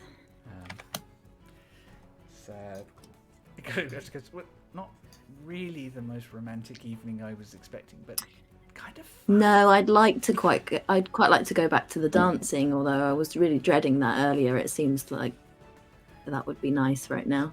Not dreading it in a way that I didn't want to do it. I mean, I was just dreading it because I thought I was going to be bad, not because I thought I was going to have a bad time. I didn't want to step on your feet. I was really worried I was going to step on your feet, but then... Aisling, save us from this wonderfully beautiful awkwardness. Why would I want to do that? Because from behind you, Rock just yells, "Could we perhaps focus on the murderous demons?" Oh yeah. Okay. Is my sparkle spell still active? It is, yes. It stays Okay, for cool. 10 rounds. I think this is your 3rd round with it. Oh, 10 of my rounds. Okay, yeah. Okay, cool. And you haven't taken any damage, so you've not had to No, roll I haven't. concentration. Once again, Aisling runs far away from the fight, and it works perfectly in our advantage. Aisling's okay out here. She's gonna move over to here a little bit just to get a better shot and blast this chap, because blast seems to actually do stuff. Yep. Okay. You have advantage still. Yep. That's a 22 to hit. 22 will hit. Yup. And come back. Thank you. It's gonna agonize as well, so... Look, I'm just giving the people what they want, Rooney. 4 damage on the first one. You watch as this slams into it, and it kind of dissolves as the beam goes beyond, Okay. leaving Rock facing a slightly sooty air for a second before it disappears entirely. Oh! Wasn't expecting that. Okay. And then, can she fire the other bolt at the other guy? Yep. She'll do that. Nice. 18 to hit. 18 will hit. Aisling. Delicious. Aisling. 7 damage on that one. 7 damage. Takes 7 damage. No! It is still standing. But you can see it's looking probably about half as strong as it was to start the fight. I wonder what you could be suggesting there. Could it be at half health? If it miraculous, like if we use the analogy of like numbers, if it had like Yeah, 50 yeah, numbers yeah. to start with, it's probably about 25. It will make an attack at Riskerish. And we'll hit. I'm just going to Chris plug is in... done with your shit, is the I'm just translation. going to plug in my iPad, so I'm going to be farting around for a second. You know worries. Risserif is not looking well as you kind of watch this thing plunge its hand in and try to suck out her soul again. Ah, She does not look pleased with that one. Wayne, roll her revenge with advantage, 2 attacks. A 14 on the first one. And 10 on the second. She will use her bardic inspiration. Which is D8. Which is a 6. 6. So she hits twice. Cool. 2d6 plus 3 both times, please. So 1 and 6, so 7 plus 3, 10 on the first one. 10, yep. And 4 and 6, which is 10 plus 3 is 13 on the second one. So, cool. Hell yeah. Again, she's not doing as much damage as some of you, but she is chipping away at this thing, and she is determined. It's kind of like set to her jaw, and this kind of like low draconic rumble, which I think, Rock, you're the only person who actually speaks draconic, is that right? I think so. I think you can just about make her saying, "Not spoiling my first night with my wife for a while will cut you to pieces, you evil monster." But slightly harsher. Not today, Satan. Not today. Yep. Cool.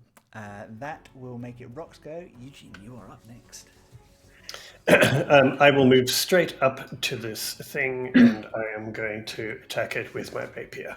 Go, go, go.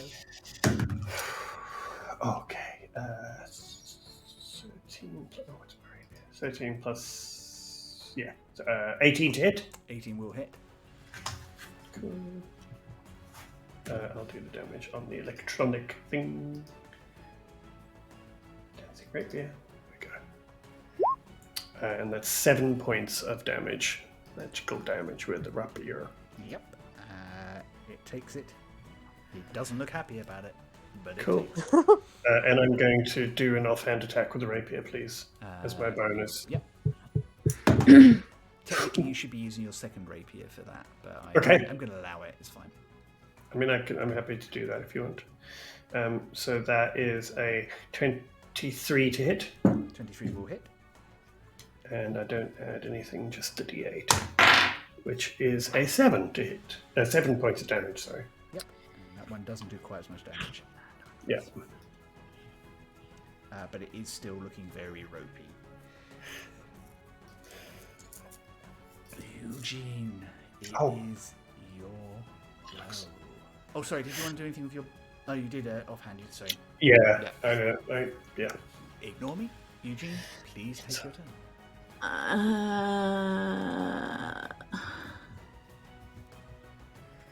don't know what to do because everyone's around it. I mean, it is taking damage from most things that are hitting it, apart from, so far, ice did nothing. Ice is a no-no, isn't it? So cold did nothing. Psychic, Radiant, both did good. Force seems to do good. Yeah, force doesn't. It doesn't seem to be able to protect itself against force. Yeah, because that's what the blast is. Yeah, not thunder, Okay. force. I just don't have that much that doesn't affect the area around it, is what I'm saying. But I will cast... Go big or go home type Yeah. thing, is it? Well, that's what I brought with me anyway.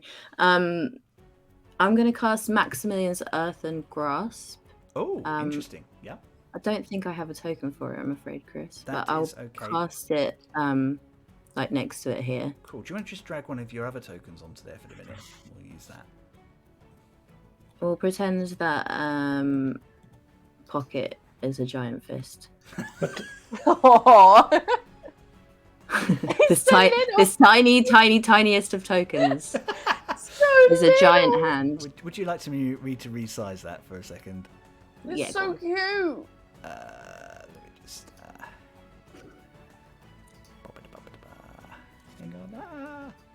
So Eugene so says a few adorable. incantations, and like the big purple like portal thing opens on the ground next to this creature, and a big old fist comes out of it, made of rock and earth, and attempts to grab it.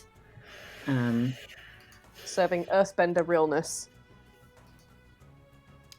So it Cool. needs to make a strength saving throw. It unfortunately doesn't, because the hand goes straight through it. What the hell? It is Well- incorporeal. It has no physical form. Semi-spectral. Well, shit. But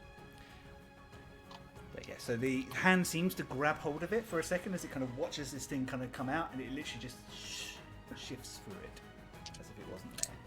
Of course, I should have thought of that. Yeah, that's my turn then. No problem. Grease will kind of go, just kind of do the mind blast again to try and, because he literally has one attack spell. I noticed. It keeps working. It Yeah. does keep working. I keep blasting stuff. This creature fails to save once again. Hell yeah. This creature is going to need therapy when they get back to their plane. It kind of clutches its head for a second, but it isn't quite over yet. It's got the worst cold headache ever. Yeah. Oh. Brain freeze. Ashling. Okay. Your aim better be good. I Don't roll a hope natural it one. is. Yup. Well, I've still got advantage on Sparkly Lad, so if I got a 1, that would be impressive. Yeah, I'm a blast. Raised. Yep. I should feel like we need Oh, to come cool. up with our own version of that, something Ashling related, don't we? Yeah, we do. What did you get? That's 25 to hit. Oof, Nice. that wasn't a natural 20 with chance, was it? No, it wasn't. It was a 19, but I'm 19. plus 6. Yeah. Cool. Yeah. 25 will definitely hit. Amazing. Sorry, my iPad's decided to go on energy saver mode, which is great timing. That's Thanks. all right. You're just building up the tension. Yeah. Oh, god damn it. Okay, that was just a 1, so 3 damage on the first blast. Really? Okay. Yeah. That takes. I got another one. You got another one?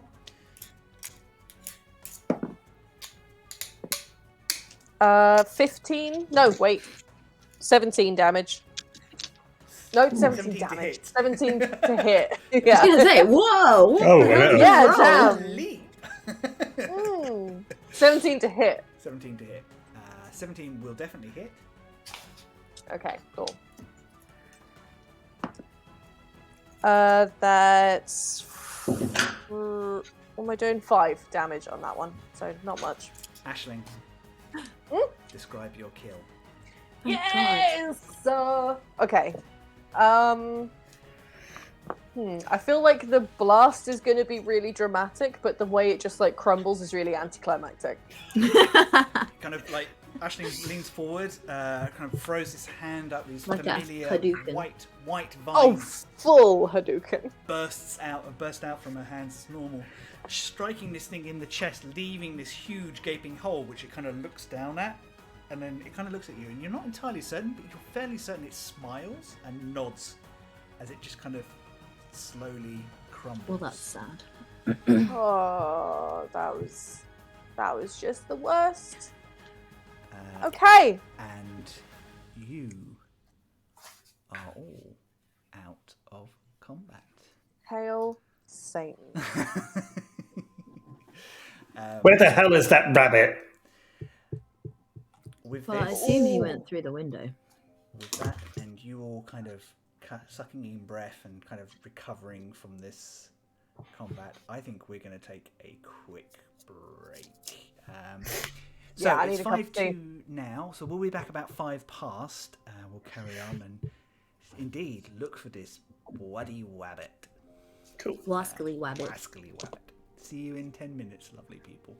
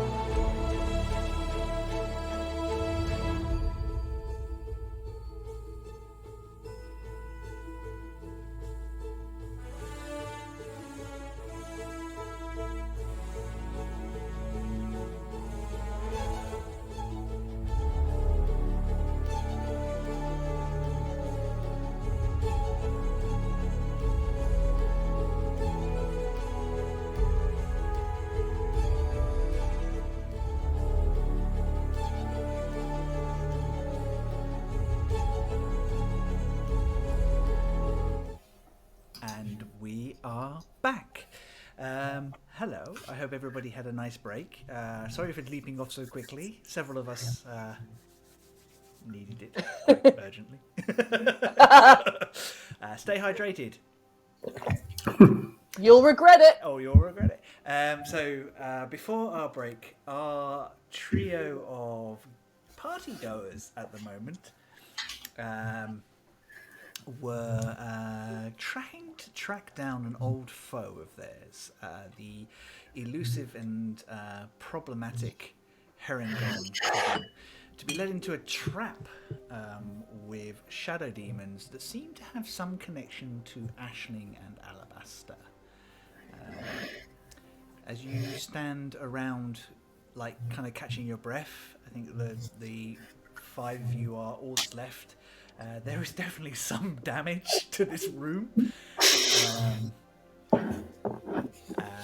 You can hear shouting in the hallway as well. What would you like to do? What's the magical circle like disappeared when the creatures appeared, correct? Or is it still there? Make an investigation check for me. Alrighty. Investigation 26. 26. Ooh. So you kind of go over to where it was, which is actually part of that carpeted area that's been a little badly burnt away. But what you do manage to find underneath it all is, although the circle itself has indeed vanished, there are clear markings that indicate that somebody carved something out with something sharp. Okay. And can I decipher these markings at all? Make me an Arcana check. Ooh, Arcana. 23. 23. It is definitely the same type of magic that was employed before, the same sort of circle that they actually tried to use on Aisling and used on Mia, but it's a little more sophisticated. There's new elements to it, more divine magic now than arcane than it was before. It is definitely used for summoning, whereas the one before was trying to put something in Aisling and definitely put something in Mia. This one looks like it was literally just done to compel creatures. And I think with that roll, you can pick out the runes for Ash and Shadow, and also demons, and this was quite definitely a trap laid for you. Okay, so he knew that we were following him then. With that high investigation check, though, given your interactions with Cotton before, something does strike you as slightly odd about this. Cotton is sly, but he's not clever.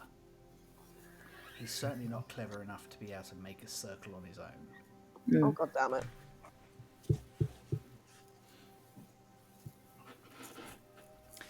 Those voices are starting to get closer. Is there anything else the Aisling or Rock you would like to do before whoever the guards arrive?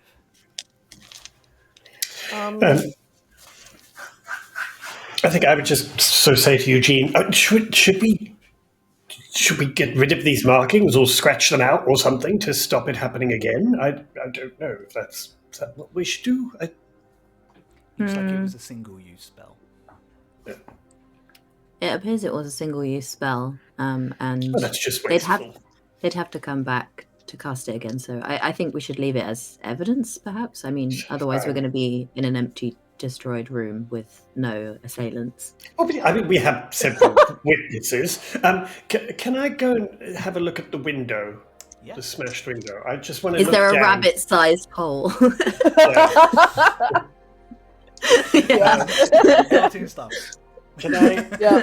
I want to have a look at the window, kind of to see that it was broken, with something going out, and I just want to look down below and just see if I can see any obvious signs that somebody landed and ran away or whatever, just so that I'm 100% sure that's the escape route. So, as you know, the Citadel is an erased part of the city. It is, you are still technically on its ground floor, but looking out of the window, you can see that this actually overlooks the hangover, which looks over the city itself. There's a little bit of a ledge, probably about 20 feet, maybe, maximum, with kind of like a slightly kempt grassy area. But no sort of outside wall, mostly because clearly they're not expecting people to jump through the window. Make me an investigation check. Yes, civilized people don't do that. Investigation, 14. 14. You can make out a large, what would be a smaller bench, actually, which was used to quite clearly smash through this window on the outside of there. You can't see anything that sort of indicates tracks or something, but it does look like the rabbit used that to get out. Okay. I shall go back to my friends. It's about this time that the double doors open. Like they kind of like they rattle for a second, and then you see the last bits of the spell kind of dissipate, and they forced open. And in walks Rebecca with several guards, including your friend Sergeant Tyre, all of whom look around. We can explain. You see, why would you need to explain? You were chasing down that rabbit that you fought before, right? Yeah, but most rabbits don't combust, so we just thought we'd explain the. And yet, in our games, they do.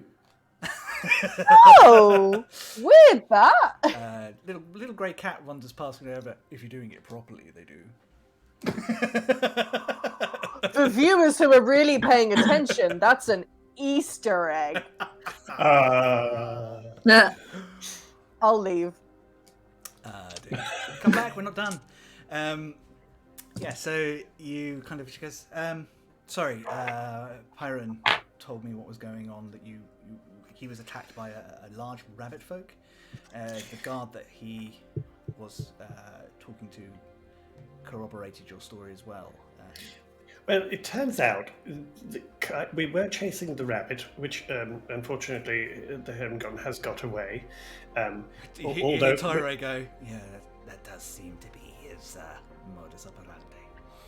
Yes, we'll come back to that because that's really getting quite annoying now. But also there was a magic circle, and then demons appeared, and so there was quite a lot of fighting because there were demons, and turns out it seems like this was a bit of a trap, really. Sorry about the benches and things. Yeah. I mean, she goes, well, I mean, I'm not going to say that I'm happy that this got damaged, but I'm more pleased that everyone is safe and you took care of whatever this was. Well, The chat is a disgrace right now. Sorry, really that's is. Rooney. Well done. Punny. Disgrace. I'm so proud of these people. So you. Yes, I mean it's very. Well, it was a very beautiful room. I mean, it still is. It's just a bit of a. We'll get it repaired. Don't worry. Don't worry, Rock. It's not a problem. Riskrith. Sorry, just 1 second. Riskrith, are you all right? Do you need some help? I actually feel a bit queasy, and I would like a sit down, and I would like a drink with my wife, and an explanation as to what the hell that was.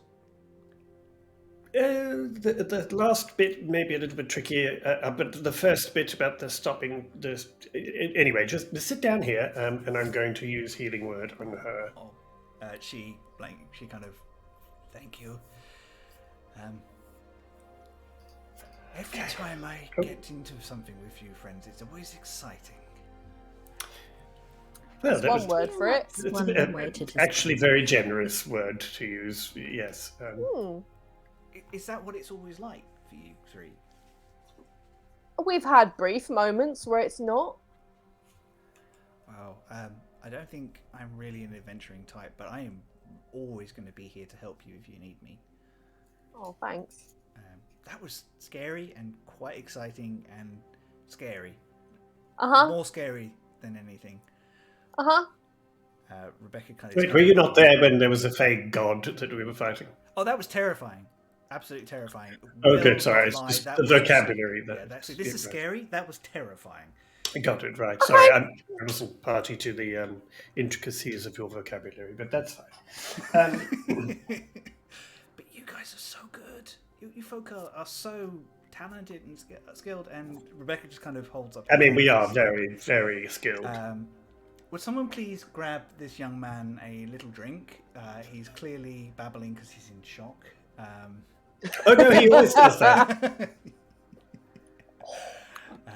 Well, Rock is a shady queen today. Am I wrong? So what did you find? What did you track down? You said the rabbit got away again. Well, I'm assuming the hole in the window with the bench that was thrown through it that's lying outside was him getting away, yes. She contacts to Tara. She goes, close down the outer side. Don't alarm the guests, but make sure that there are patrols on the outer edge. He's probably got away by now, but we need to make sure that we are just covering the bases. He is dangerous, and I don't just mean a little. He's mixed up in some very dangerous things, and I suspect will stop at nothing. Which is why it's weird that he was here. Like, what did he have to gain from being here? I'll take any ideas, says Tyree. It's like, because this is not his normal. We know Cotton. We know his level. This is way above his normal pay grade. Also, while he is dangerous and a thug, Eugene was just pointing out, he certainly didn't do the magic circle. It's certainly not his work. That's kind of what Aisling wants to investigate a little bit. Can she ask Alabaster a quick question? Of course. Alabaster is very attentive at the moment. This is very interesting. You better be. It's like he's watching NCIS. Just in her head, she's going to say, so, like, can anyone just do that whole circle thing and summon your pals? Oh, not anyone. You need to have a certain amount of skill and power. Eugene could, definitely. Okay. Grease, with the right application, I think, is capable. I'm pretty sure it was neither of those two. That's unwise. Grease could have done it before we met up with him. Just saying. Apart from the fact that you can account for Grease's movements every moment of this evening. So Aisling has pretty much ruled out those two. Yeah. A Rock has not. Like, there are... They would need to be a practitioner of the arcane. They need to have a certain level of skill and talent. 4 demons is not an easy task, particularly ones that strong. Okay. Anything else in their like ID kit that I could put together, or is that all I'm looking for? Someone strong and good at it. No, that's pretty much it. Unfortunately, we live in a world where there are a lot of those sorts of practitioners, many of which might be in the dance hall right now. I know! She says that one out loud. Rebecca gives Aisling a sidelong look, and then just politely, because obviously she had the conversation with you and Rock about Alabaster, and she just kind of looks at him and goes, does your friend have any additional insight? Right, so apparently you've got to be good at the whole magic thing to do it, but especially to summon 4 of them, because there was 4, just in case you didn't know, there was 4 of them. And that's like a particularly tricky thing to do for just anyone. So it's got to be someone who's inclined towards this whole arcane stuff. And that's not Cotton, by the way. No, that doesn't sound like this Cotton. He's not smart enough for that noise. Did we ever? Or pretty enough, or articulate enough, or strong enough, Did we? Well, he's probably strong enough, but that's it. or smell nice enough. I was He's just the about to worst. say, he also smells bad, has limited hygiene in prison, and those ears. Is he really fooling anybody at this point? Compensation, am I right? Did we ever figure out, sort of, was there a bigger power behind Farkas and stuff that we never discovered? Are you asking me as DM or your friends? Yeah. I believe so, was there not? What you discovered about Farkas, and if I've missed anything, Theo can update you guys as well. Farkas received their orders from external via Cotton. Yeah, but we never found out who it was, No, did we? I don't think so. We never found anyone beyond the fact that Cotton. So whoever it is using multiple people in different ways. The group of people that Farkas worked with were all contacted separately and brought into the circle individually. They didn't know each other very well beforehand. They didn't know they were working for the same people until they started working on the ritual. I have in my notes about a crime syndicate called the Embers. Was that just what they were called? Cotton Or has been attached to previously a crime syndicate known as the Embers, who run, which Tyre says that they've had problems with before, but nobody knows who's in charge of the Embers. Right, okay. So there is every chance that whoever put Cotton up to this and actually had the instructions or whatever and managed to do this magic circle is probably the same people who were controlling Cotton beforehand. Well, it's the same spell. Well, a similar spell. It's much more advanced, almost as if They're perfecting their craft. They've someone been had working practicing. on it. Oh, good. But what is their end game? To bring demons through? I mean, Rebecca goes, Rooney is on fire Oh my with God, the that's Just hilarious. puns today. on fire. for those of you who are watching on VOD, the Embers are my favourite crime cinder kit. Very good. Very good. Very good. Please leave. You are blocked. We love you. Love you. Rebecca kind of goes, so from the reports I've received across my desk, and my understanding of the mission that you were involved with before, each time we've encountered one of these magic circles, it's done something different. Yes. Before they were focusing on tying an entity to something more corporeal, but this time it seems like they're just summoning.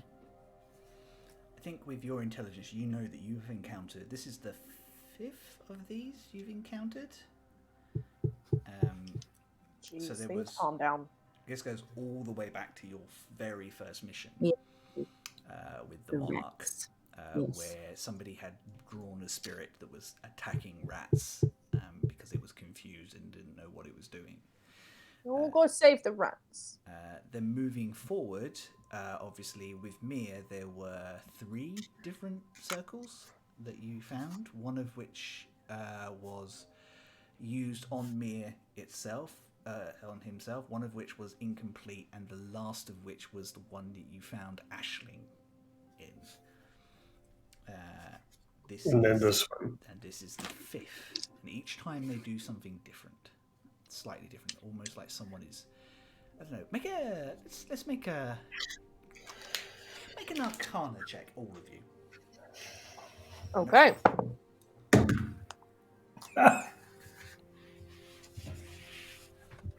Sure. Good heart, bad heart. Depends.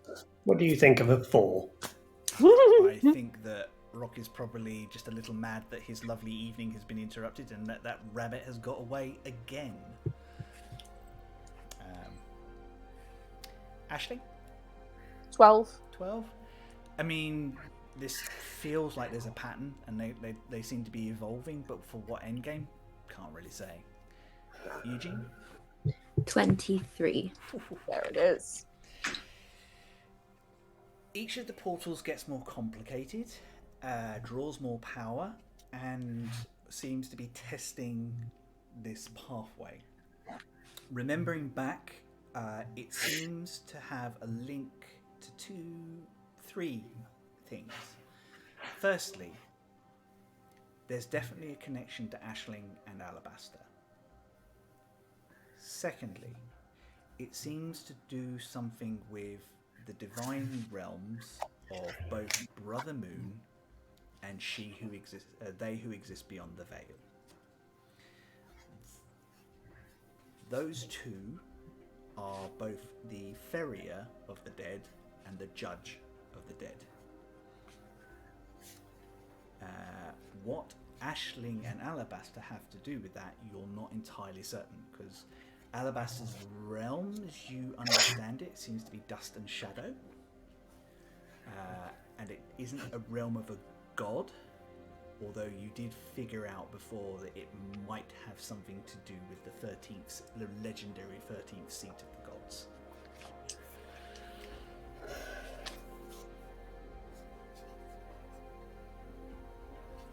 So, extrapolate from that what you will.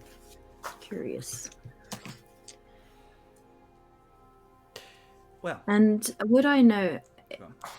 does this seem like it's connected in any way to the creatures that appeared in the alleyway that were looking for Ashling? Ooh. The little guy.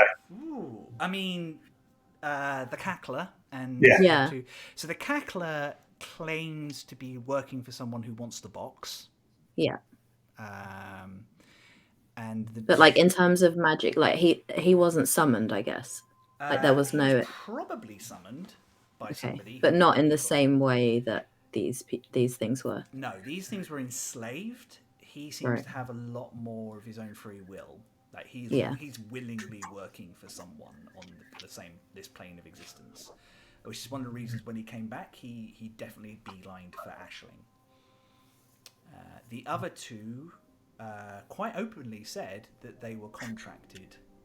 The Harengon were contracted to stop Ashling and retrieve the box. They were very honest about that. That contract also stays open, you remember. Oh, yes. Yep. You possibly Haven't not forgotten seen that. the last of those. Oh, no. In fact, they literally said they'd be back. You've not seen the last of me. And your little demon too. Oh my god. So Rebecca kind of looks around and goes, right, well, I guess we're not using this room this evening, but that's okay. These things happen. Well done, the three of you. Are you okay? You don't look physically injured, but some of you look very tired. Do you need any healing, or? I mean, I could do with a little healing, to be fair. Right, well, she kind of bursts into that light form that you've seen before and lays her hand on you, and you recover 15 hit points. Dang, that's a good light form. Blimey. So you've seen her do this a couple of times now. Oh, thank you. I feel much better. I would just like to say, though, it wasn't just the three of us. I think we would have had a much harder time with 4 demons if there were just the three of us. We also had Pocket. No, I'm kidding. We also had Riskrith very kindly threw herself into battle, and as did Gristle here, who helped us immeasurably and put out the fire, in fact. Otherwise, it could have been a lot worse, I would imagine. Our allies from Pashkik returning the favour in the best possible way. Thank you. Well, I mean, they only came here this evening for some cocktails and dancing, and we've thrown them into the midst of this. But anyway... she kind of leans Tyre, can you make sure that we have some healing potions for our friends? Just make sure that they're all okay. Keep everybody out of this area for the night. I will move the meeting we discussed to another room. Oh, is that supposed to be? She smiles. Goes, "Don't worry. You haven't inconvenienced me at all. There's enough rooms in this stupid place." I mean, that bench looks alright, and if you put like a throw over these bits, you could probably get away with it. Well, I mean, the Carpenters Guild will have a gleeful time, and I'm sure they're going to charge me extra. So, all right, we'll go okay, with that's that one, fair. shall we? I mean, create some money. Forgive me for being somewhat nosy, but what was intended to happen in this room? Oh, I hadn't intended to ask you quite this early in the evening. I have a meeting with some interested parties following up from our discussion about the safety of the scattered lands as a whole. It's one of the reasons I called this gathering together, is to give people an opportunity to come and speak as to their concerns and what we... You mean our discussion about the Sky Shield and who's actually And how it kind of maintaining went it? Absolutely like that. correct. Right. And how many people knew about that? I'm just wondering if the intention of the trap was not for us. It may have been. Well, That's a really good point. each Well, of the we- major powers has a representative here in relation to that, but I don't see... That wouldn't be related to Cotton unless somebody saw an opportunity to sow chaos. Well, that would have sown quite substantial chaos, especially considering that you have guests here who have not attended any kind of gatherings like this for a long time. And we have no idea who Cotton is working for. And the political tensions are a bit taut. We didn't actually it wasn't us that Cotton revealed himself to. Our companion, Eugene's friend Cotton here, very sneakily, Cotton Pocket here, very sneakily spotted Cotton. So it is possible that actually this wasn't a trap laid for us, lured by Cotton. Just the first people that came through that door, which would of course been the dignitaries. Oh. It's very good thinking, Eugene. Well done, Yeah. you three. Well done, Eugene. Well, Eugene mainly, but yes, thank you. Eugene's the smart one. Well done for figuring that out, Eugene. That does seem like it's a possibility. And well done for the five of you for stepping up and taking care of this matter before it became a problem. I mean... It's still a problem, real quick. Oh, yeah. It's still a problem. But it's a problem that we can at least investigate at our leisure now. Yeah. Run a security sweep. And she kind of turns to Tyrate. Run a security sweep, as I said. Grab my aid. See if you can get a magic eye over these proceedings as well. Just make sure only people you or I trust. Call in Grim if you need to. And she bows and goes, Asheris. And she kind of nods to all of you. And her and the few men that she has with her go off.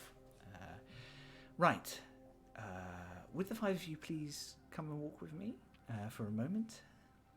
Yeah. Sure. I am going to have to ask you to keep this as quiet as you can for the moment. Obvious reasons in terms of political tensions and the like. But Okay. I was already intending to have you in the room when we discussed the Sky Shield. But now I would like to formally ask for your presence, both in terms of your insight and in terms of making sure that there is strong arms there.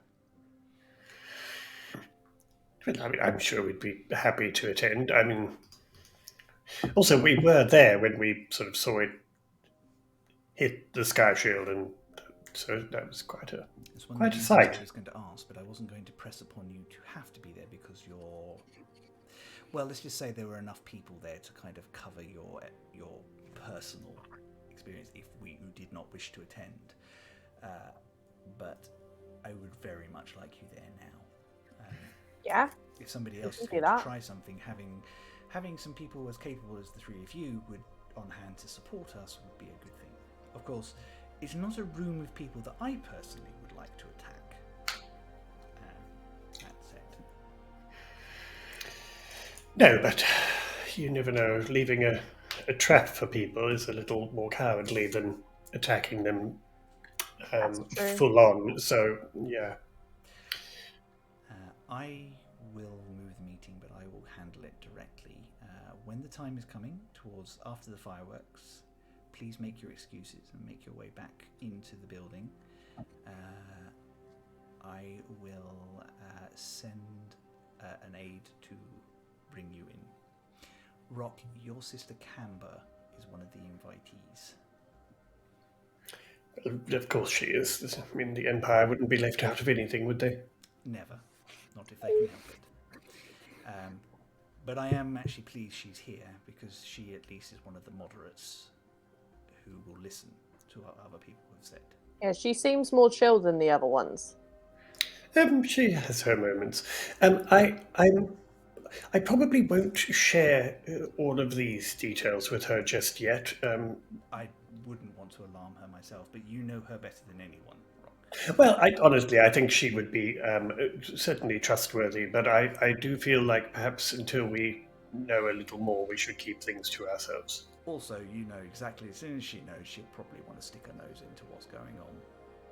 Well, and also she will immediately be under great pressure from others within the Empire to tell them anything she knows, and I feel like that could put her in a weird position too. Yeah, we So don't perhaps know we who's just watching her as well. Yeah, we just keep it. I do happen to know that one of the people she is with here from the Empire, she has some misgivings about their intentions. So I'd rather not put her at risk by her knowing anything that she shouldn't. What about Julie Deschange? Is she trustworthy? Oh, completely. Could we... Her people are everywhere, and I'm certain they're hearing things that they shouldn't be. Well, if they are anything like they used to be, then I am most certainly sure that they know exactly what is going on. Would you mind asking her to keep an eye on things for us? Well, I will do more than that. Her people are out and around at the moment, so there is a chance that perhaps one of them may have seen a Harengon, although they wouldn't know Cotton. They wouldn't know who Cotton is. They may have in fact seen Cotton, which may give us some idea of at least how he came and went. Very good. I will leave that to you, if that is okay. Of course. In which case... I mean, after we've had a drink, because Absolutely. The five of you need to have a drink, a dance. The play is due to start in the next 10-15 minutes, and I would recommend you enjoy that. It's supposed to be a formatively brilliant performance. Allywood Jack is assuring me it's the best one he's ever done, although I am to understand Again? he always says that. I mean, he is very good, but yeah. But please go back and enjoy the rest of your evening, and I will see you later. If you do need me, she kind of reaches into her she's kind of got like under a sash. She's got like a little purse thing that she's kind of keeping, because she's wearing trousers and a shirt, like a much more formal sort of. Oh, no pockets in this universe either, then, huh? As many pouches as you like, or pockets if you need them. But she's wearing very tight trousers at the moment, and she has a pouch and a sash. She pulls out a small sending stone, which she hands to Rock. I have a pair of this, and she kind of taps one of the earrings. If anything happens, please speak into this to get my attention. Very well, thank you. That's very kind of you, very thoughtful. I'll put it in my pocket. Right. Well, go on, quickly. Go and enjoy yourselves. You deserve it, more than anything. Do make sure that you ask for the good stuff. You're going to have a drink. Quite. Shall we head back? Before we enter the crowd, I wonder if I could have a quick word with you, Eugene. I mean, Aisling as well. Well, I'll see you on the dance floor. I mean, this is obviously a you three thing at the moment. For the moment, if that's all right. Just kind of goes, you can survive 5 minutes without him. And kind of just drags Chris away. Bye. See you shortly. Bye. What's up? And I mean, Ashley, you know what this is about. It was and I'm just going to fill Eugene in on being asked by Julie to come and have a look at Oh yeah. at the person that they found, and I'm just going to kind of fill Eugene in, and just say to Eugene, I just wondered with your knowledge and your reading and your expertise, whether you know of anything where that a creature like this, which appears to be some kind of forced combination of creatures of what I suspect are humans trying to imbue themselves with part of dragons. If you remember, Rock, that you are capable of projecting images as well as words into people's Oh yeah, minds. of course. So you could I can do that. Ooh, that's cool. I didn't realise that. So yes, so I will use my powers and will show. Oh, Fran says he can't hear us at all now. Oh, hang on 1 second. Um, Can anybody else hear me? I hope so. Everyone at home can hear me. I'm still getting a thing at home. Let me have a quick look. Do let us know if you can hear us. Can you hear us Please. okay? Hello. Hello. Testing one. Thanks, Luke. Luke can hear Thank you. everybody. Oh, cool. Thank you, Orchid. Good. So, yes. Fernando, if it's glitching out at the moment, we recommend probably just resetting, because I don't know why you wouldn't be hearing it. Everyone else says can hear us fine. Yeah. In a minute. That's a weird one. That is very odd. Turn it off and on again. Yeah, to the eternal fix. No, I checked everything. It's all working. I promise. OBS Give it a says it's cheeky all refresh. good. Cool. Yes. So Eugene, I will try and sort of show you with visuals, etc., and just say, is there anything that you can think of, or anything you know of what this could be, and also whether you have heard of anything like this. I did try to communicate with the creature, even psychically, and although there is an intelligence there, it doesn't appear to be able or willing to respond. And to be honest with you, I'm really slightly disturbed by a creature that appears to be possibly suffering, but also is. It was quite distressing. Yeah, it sounds horrible. Yeah. Do I know anything? I mean, it's a little outside your field of expertise, but you can certainly make an Arcana or a Nature check. Mum says she can hear us all fine, by the way. 18 Arcana. 18. Yeah, as I said, it's very much outside of your field of expertise. Yours is because yours is more about extraplanar beings, creatures from the ways and paths, drawing in those beings from other worlds. This, from what you see in the image and from what Rock describes to you, feels like someone doing something unnatural but using natural magics. Kind of like, it's more along the lines for you, something that you would consider possibly maybe polymorph, would kind of like, or variations on that maybe. With an 18, you have heard rumors of certain cults attached to certain deities or great powerful beings trying to turn themselves into forms that fit that. it is from the histories and the legends. It's where minotaurs may have come from. It's where gnolls are supposed to have come from, but it's a twisting, a curse almost.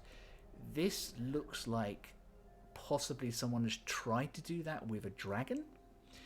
And whereas obviously the Dragonborn are a much more sort of natural humanoid evolution related to dragons, and half dragons are direct breedings. This looks like someone has literally, and I said this last week, forced a dragon and a human together badly without really understanding how it works.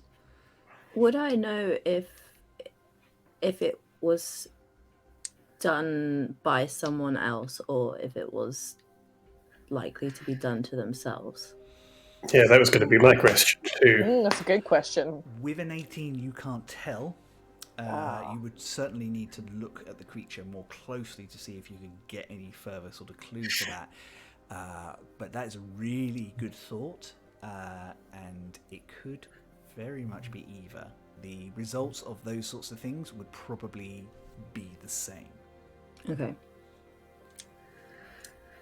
Right. Well, okay. I guess we'll have to do a bit more. I would research. relay that to these two, and then I think I would have to do some more research potentially.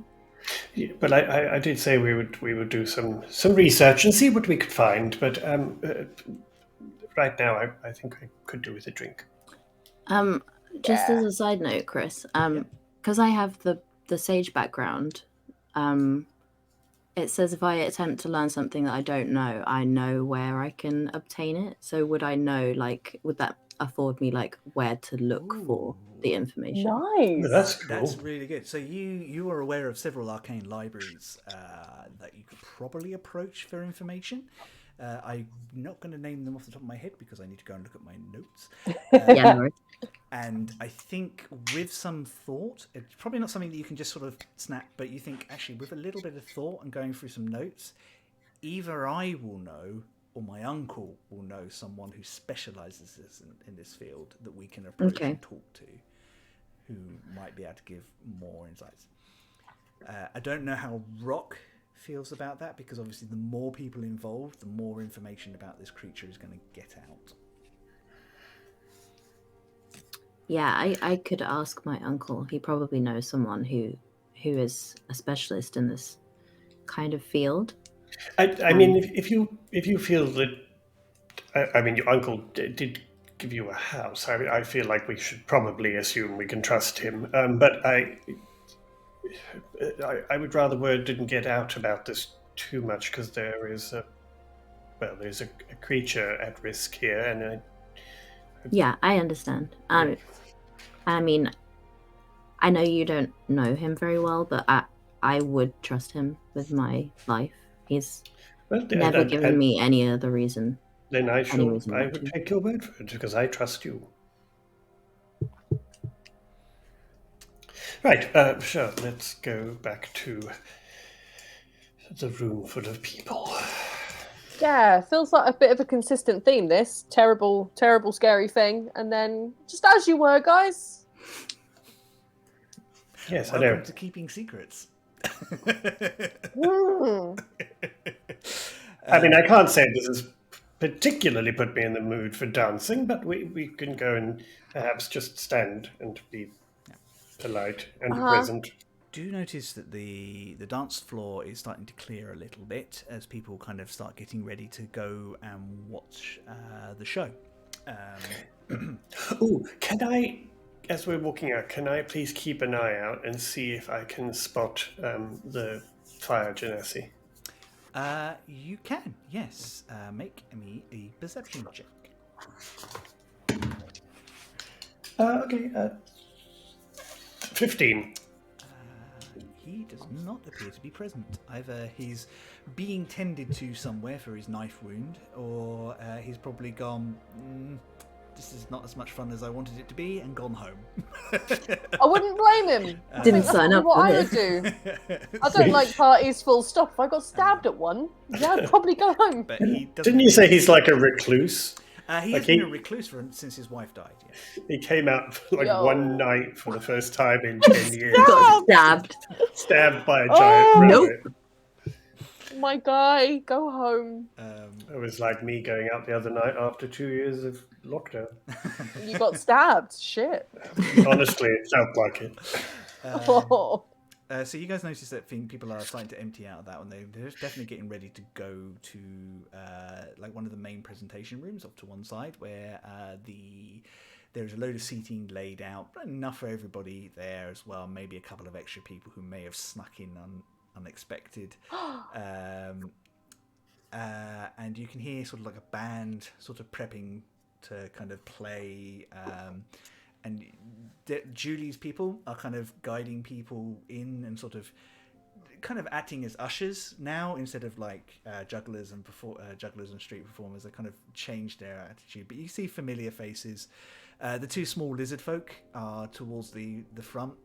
One of them is standing on the other's shoulder, and they're handing out little tiny temporary programs to people as they kind of go past. There is a gloriously bearded female elf standing off to one side. As you get closer, you realise her beard is actually made of feathers. It's amazing. And she's bowing. She's kind of telling people that kind of to make themselves comfortable. And Rock, you guys have met her very briefly on the island. She was dressed in armor at the time, and her beard was braided back out of her face. How do you braid feathers? With great care. Cool.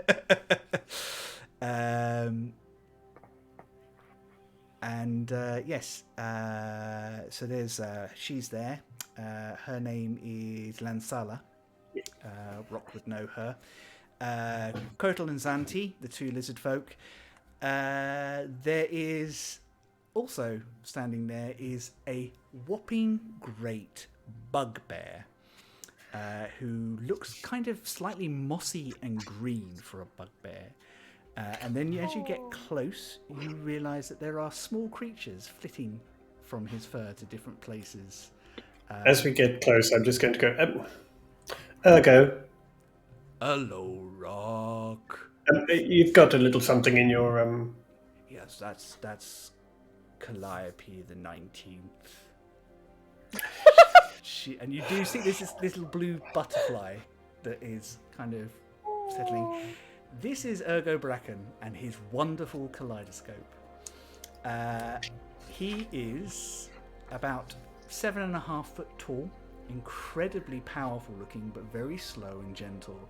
And he is covered, as you get closer, in little tiny pupa and little flowers and mossy little bits that have been strung through his fur. He's like a bug sloth. Yeah. And all of these wonderful little butterflies and moths are kind of flitting from flower to flower all around him, and occasionally they will just kind of whisper in his ear, and he'll kind of, it looks like he's actually talking to them, and then they kind of settle somewhere else. And oh, that's adorable. I will lean over and give him a small kiss on the cheek and then walk away. He kind of leans down and lets you do that, and he kind of this big old paw just kind of ruffles your scales on the top of your head as you go past. I will just. I think I will. I will tell him that he's beautiful while I walk past. Oh, thank you. You're beautiful too. I like your dress. Thanks. Rock, I like your new horn. My what? Oh, yes, thank you. Yes. This is Aisling, by the way, and this is my friend Eugene. We had a wander through the menagerie, but you weren't there, so anyway, yes. Oh no, I don't go in the menagerie. They try and eat my friends. They're very nice other than that, though. I mean, it is don't go near any chameleons, mate. Yeah, it's a bit of a risk when you're covered in friends of your sort. I have enough problem with Kotal and Zanti, to be fair. Yep, they'll eat anything, so that's not exclusively your problem. Hello, Aisling and Eugene. These two big hands come out and just sort of shake your hands if they're offered very gently. Hi. I grab with both hands, like, oh. You're very pretty as well, Eugene. I like the colors of your face. Oh, thank you. And he sort of blushes a little. And he just kind of... There's this whole, like, gentle energy. I am to help people who need assistance to their chairs. Do you need assistance to your chairs? You look like you're capable. Unless there's a I think we'll ladder to the manage. chair, I'll be all right. Well, enjoy the show. Jack, Or an alleyway. Jack says Or an it's the best one he's ever done. Of course it is, yes.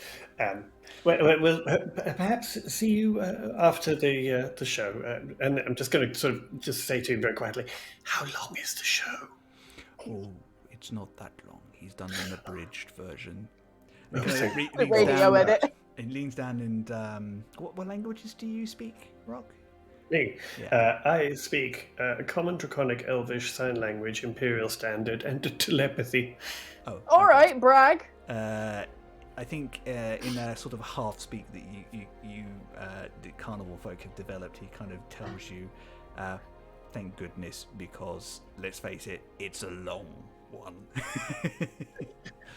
They normally are when Dallywood Jack gets in flow. Anyway, yes, we'll see you later. Thank you very much. We'll find our chairs ourselves.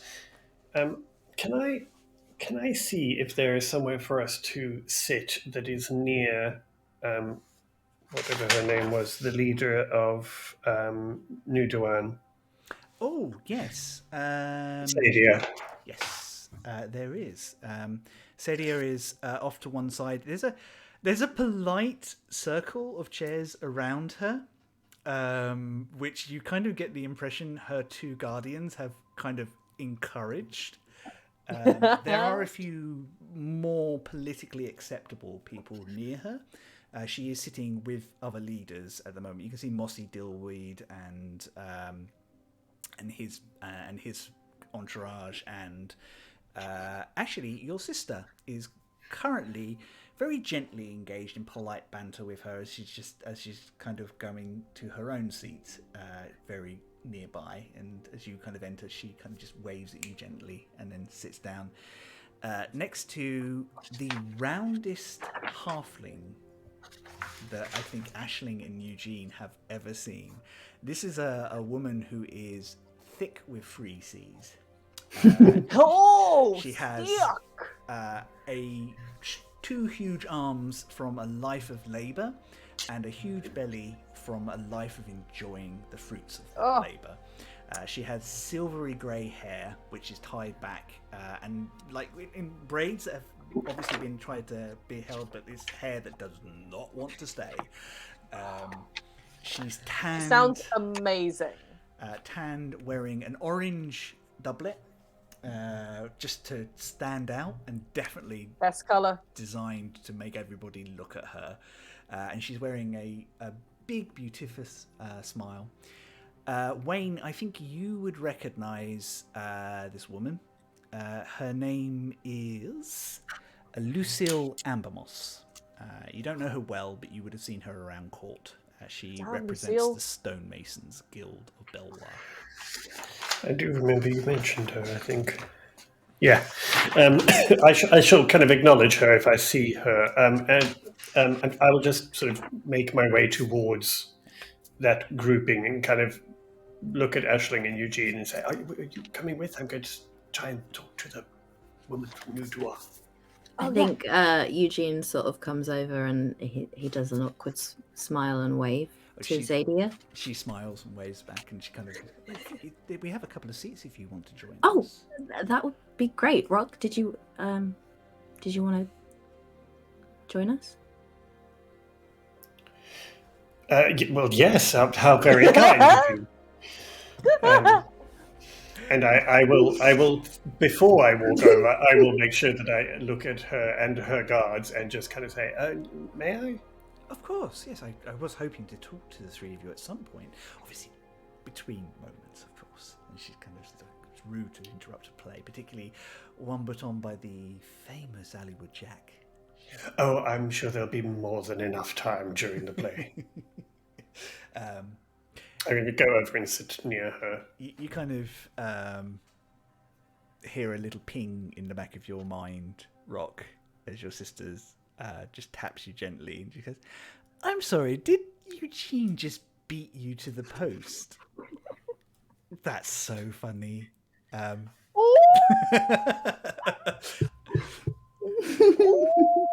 do not reply at all. Left on red. Left on red. I think what you do notice that sitting with these people, apart from obviously other dignitary, the kind of like their support staff, is in a very sort of utilitarian black robe, is a very sour-faced looking human man,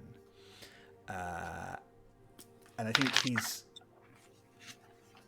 definitely giving Rock a look.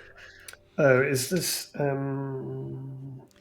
This Can't is find Martin, his name. This is His Grace Martin Rosford. Oh, that's right. He is a priest of the Eastern Dragon, and actually represents the Imperial Seat of Faith. That's right. And he's got this sort of. You can't work out whether he's specifically at you, Rock, or whether it's a general sort of his demeanour. But I'm thinking a little bit of both, probably. Yeah, he is definitely watching you. And he kind of leans in to talk to Camber about something, and she cuts him off. Literally with a... And I think when you get close, have a perception check of the three of you. Okay. A shame check. Dinner parties at Rock's family must be interesting. Oh. Wait till you meet his parents. What was his perception? Perception. Yeah. Unnatural 20. Oh, same. Nice. Ooh, I got 24. Oh, Wow. all three of you. Ashling can see sounds. All three of you managed to pick up him saying, "Oh, that's a secret you were keeping." And she goes, "I think you forget your place, Martrim, and who you're talking to. Back off." And he does. Like, he's cut off because... Note to self, Ooh. don't mess with Camber. If I catch his eye, as soon as I actually catch his eye, I am literally just going to do that. His face definitely darkens at this moment. If it was a video game, he would have a Matrim will remember that. Oh. Oh yeah, no doubt. -1. Yep. Matrim disapproves. What you do see, however, is Lucille, however, gives you a biggest grin she possibly can as you kind of approach, and just gives you a little friendly wave as you kind of sit down. I shall smile and nod to her and say, "How lovely to see you." The room fills out with a crowd of people. Everyone sort of settles down into the moments, and it kind of settles down to a natural sort of quiet, that sort of murmur of anticipation. Just before it goes like quiet and everyone would notice, does it seem like most people are in this tent? Most people are in this room, yeah. Yeah, okay. Can I cast Find Familiar and change Pocket's form to a hawk and just send him to like fly around and see, like just tell him to come tell us if he sees something? Like I am just thinking that this is like a prime opportunity for people to be sneaking around if the majority of people are in this So room. you're leaving him outside of this room to kind of flit around, or is he going to be floating around in the rafters?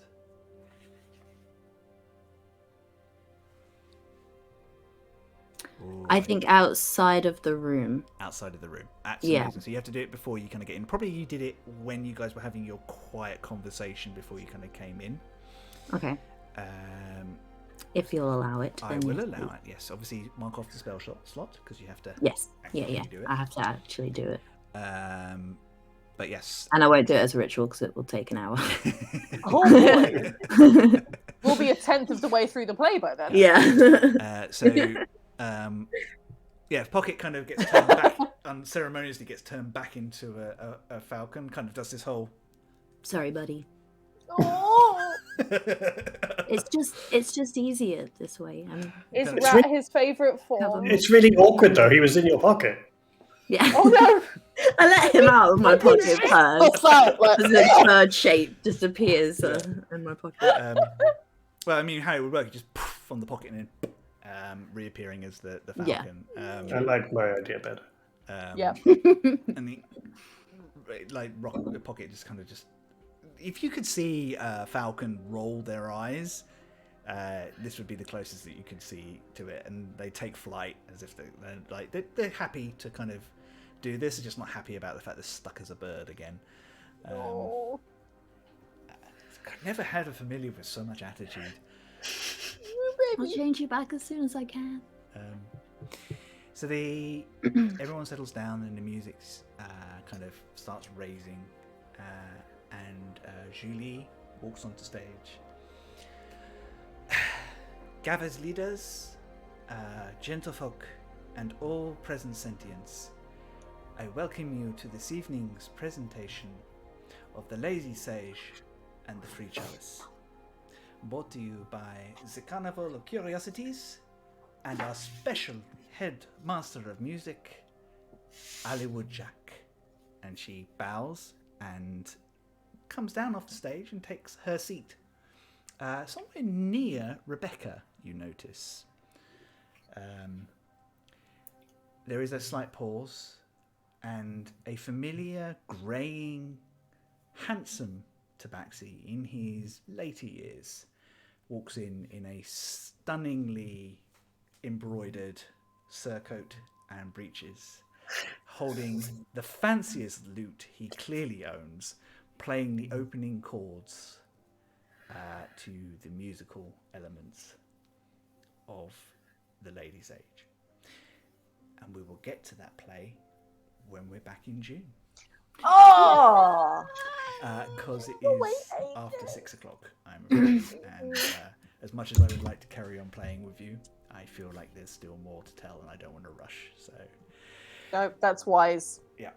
Guys, this has been a wonderful episode. It was a lot of fun. I hope you enjoyed my Shadow Demon puzzle. Well, yep, that's one word. Yep. Enjoyed. Cool. Well, we have been Some Other Heroes. We have had a lot of fun and just enjoyed rolling some dice for the Easter weekend with you wonderful people. I'm going to get my cast to all let you know where they can be found and what they are up to over the next month or so, and where you can find them in the real world. And then I will close out with just a reminder of what we're up to ourselves. So, who should we start with? We'll start with Wayne. Thank you everybody for being here today and for watching as always. It really means so much to us, and thank you for to the chat for being hilarious and amazing as always. So thank you for new people for joining us, and to the people who join us regularly. Honestly, it's just amazing, and we really do appreciate you. Please share our stream with anyone that you think would enjoy us. It really would mean a lot to us. So yes, thank you. My name is Wayne. My socials are WayneFix01 pretty much everywhere. And yes, Chris will update you on what's happening over the next month, but I will be in some of our games over May, but will also be traveling to art directs and photo shoots in the States. So I am afraid it is largely my fault that we are having to reschedule all sorts of things. We're all away. doing stuff. Yeah. That's not completely your You're all fault. leaving me. Oh. Hey, you're doing a thing too, Chris. Yeah, I am doing a thing, and I'll tell people about it in a minute. Yeah. So yeah, thanks for joining us. Amazing, thank you, Wayne. Theo. Hello, that's me. You almost said Eugene. I didn't did. you? I'd stopped myself this Yep. time, though. I'm getting better. Well done. Yes, you can actually hopefully find me in real life if you wish to. I, fingers crossed, will be at the Fierce Babe Market in Norwich on Sunday if I'm done my quarantine. And yeah, that's at 10 a.m. I believe, in the assembly rooms in the centre of Norwich. So if you are a local, you should check it out. Even if I don't manage to be there, you should go anyway, because there's a ton of really cool local artists and makers that will have their stuff there. So Honestly, it's really a great market. We go Yeah. every time. It's so very good. good vibes. Hmm. You can provide the support to Thea that unfortunately Wayne and I are not going to be able to because we're away next week. But we would love to be there, and we would be there, and we do recommend it. It's such a good market full of wonderful creators. Sometimes this particular troublemaker shows up there too. You might we see a just- wild Charlie. Yeah. Oh, I'm away that weekend as Oh. well. I'm Oh yeah, sorry. you're all away. Yeah. Yeah, We're you'll abandoning have to next come weekend. visit me because everyone else is going. Yeah, other people, please come to Norwich and go and support Theo. Yeah, cosplay as us three, and then Theo will feel like Oh, I wouldn't wish that on anyone. Amazing. Dear. Cool.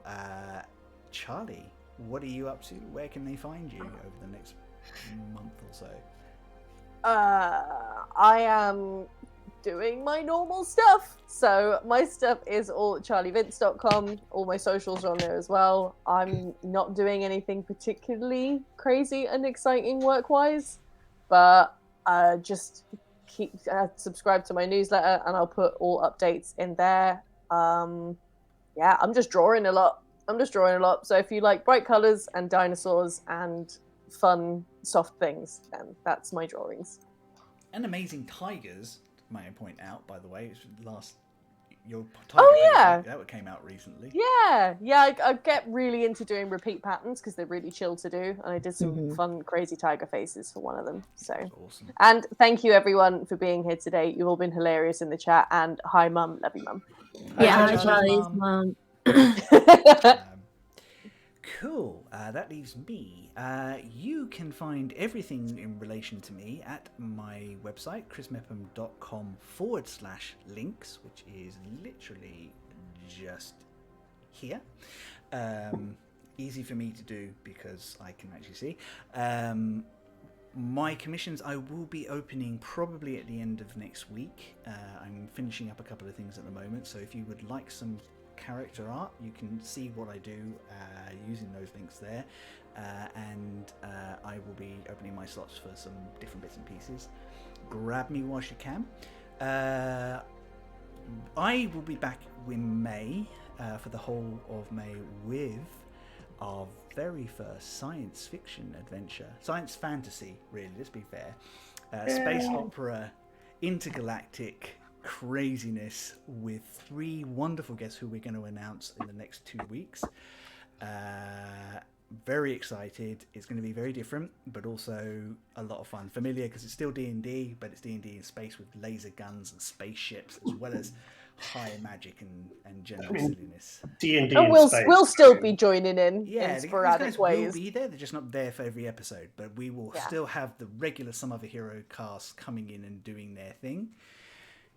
If that does sound like fun, at the end of May, the very last weekend of May, I can officially announce that I am DMing for the absolutely amazing Roll for Good to raise money for to kind of get food to people in conflict areas around, not exclusively but also including the current situation in Ukraine, to make sure that people have food and supplies that they need. You can find out more details by going to my links and kind of looking at my socials and what I'm doing. I will update it. I am going to be running Dark Matter as a one-shot, just completely rolling out my weeks of 5 weeks of sci-fi goodness. Player sign-up started this week. You can find out details at Roll4Good. I think that's correct. If you are into D&D, you do not need to be a internet personality to do it. Just be willing to come and roll some dice, tell some stories, and help raise money.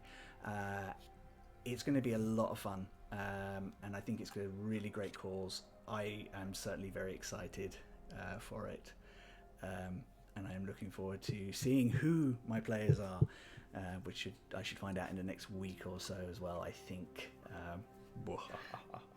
That's so exciting, Chris. I know. It's awesome. Some other hero fans, of course, there will be, you all know me well enough to know that I love throwing things, so come and see if there's any Easter eggs that might link to the broader multiverse that's going on. Because you know what I'm like, I'm bound to put something in there. We will be back in 2 weeks' time with the first part of Into the Verse. Enjoy your week off from us. Try not to miss us too much. Don't enjoy it too much. Yeah.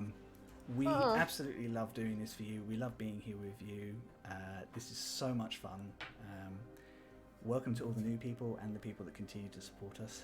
We've been Some Other Heroes. We will see you in 2 weeks' time. Much love.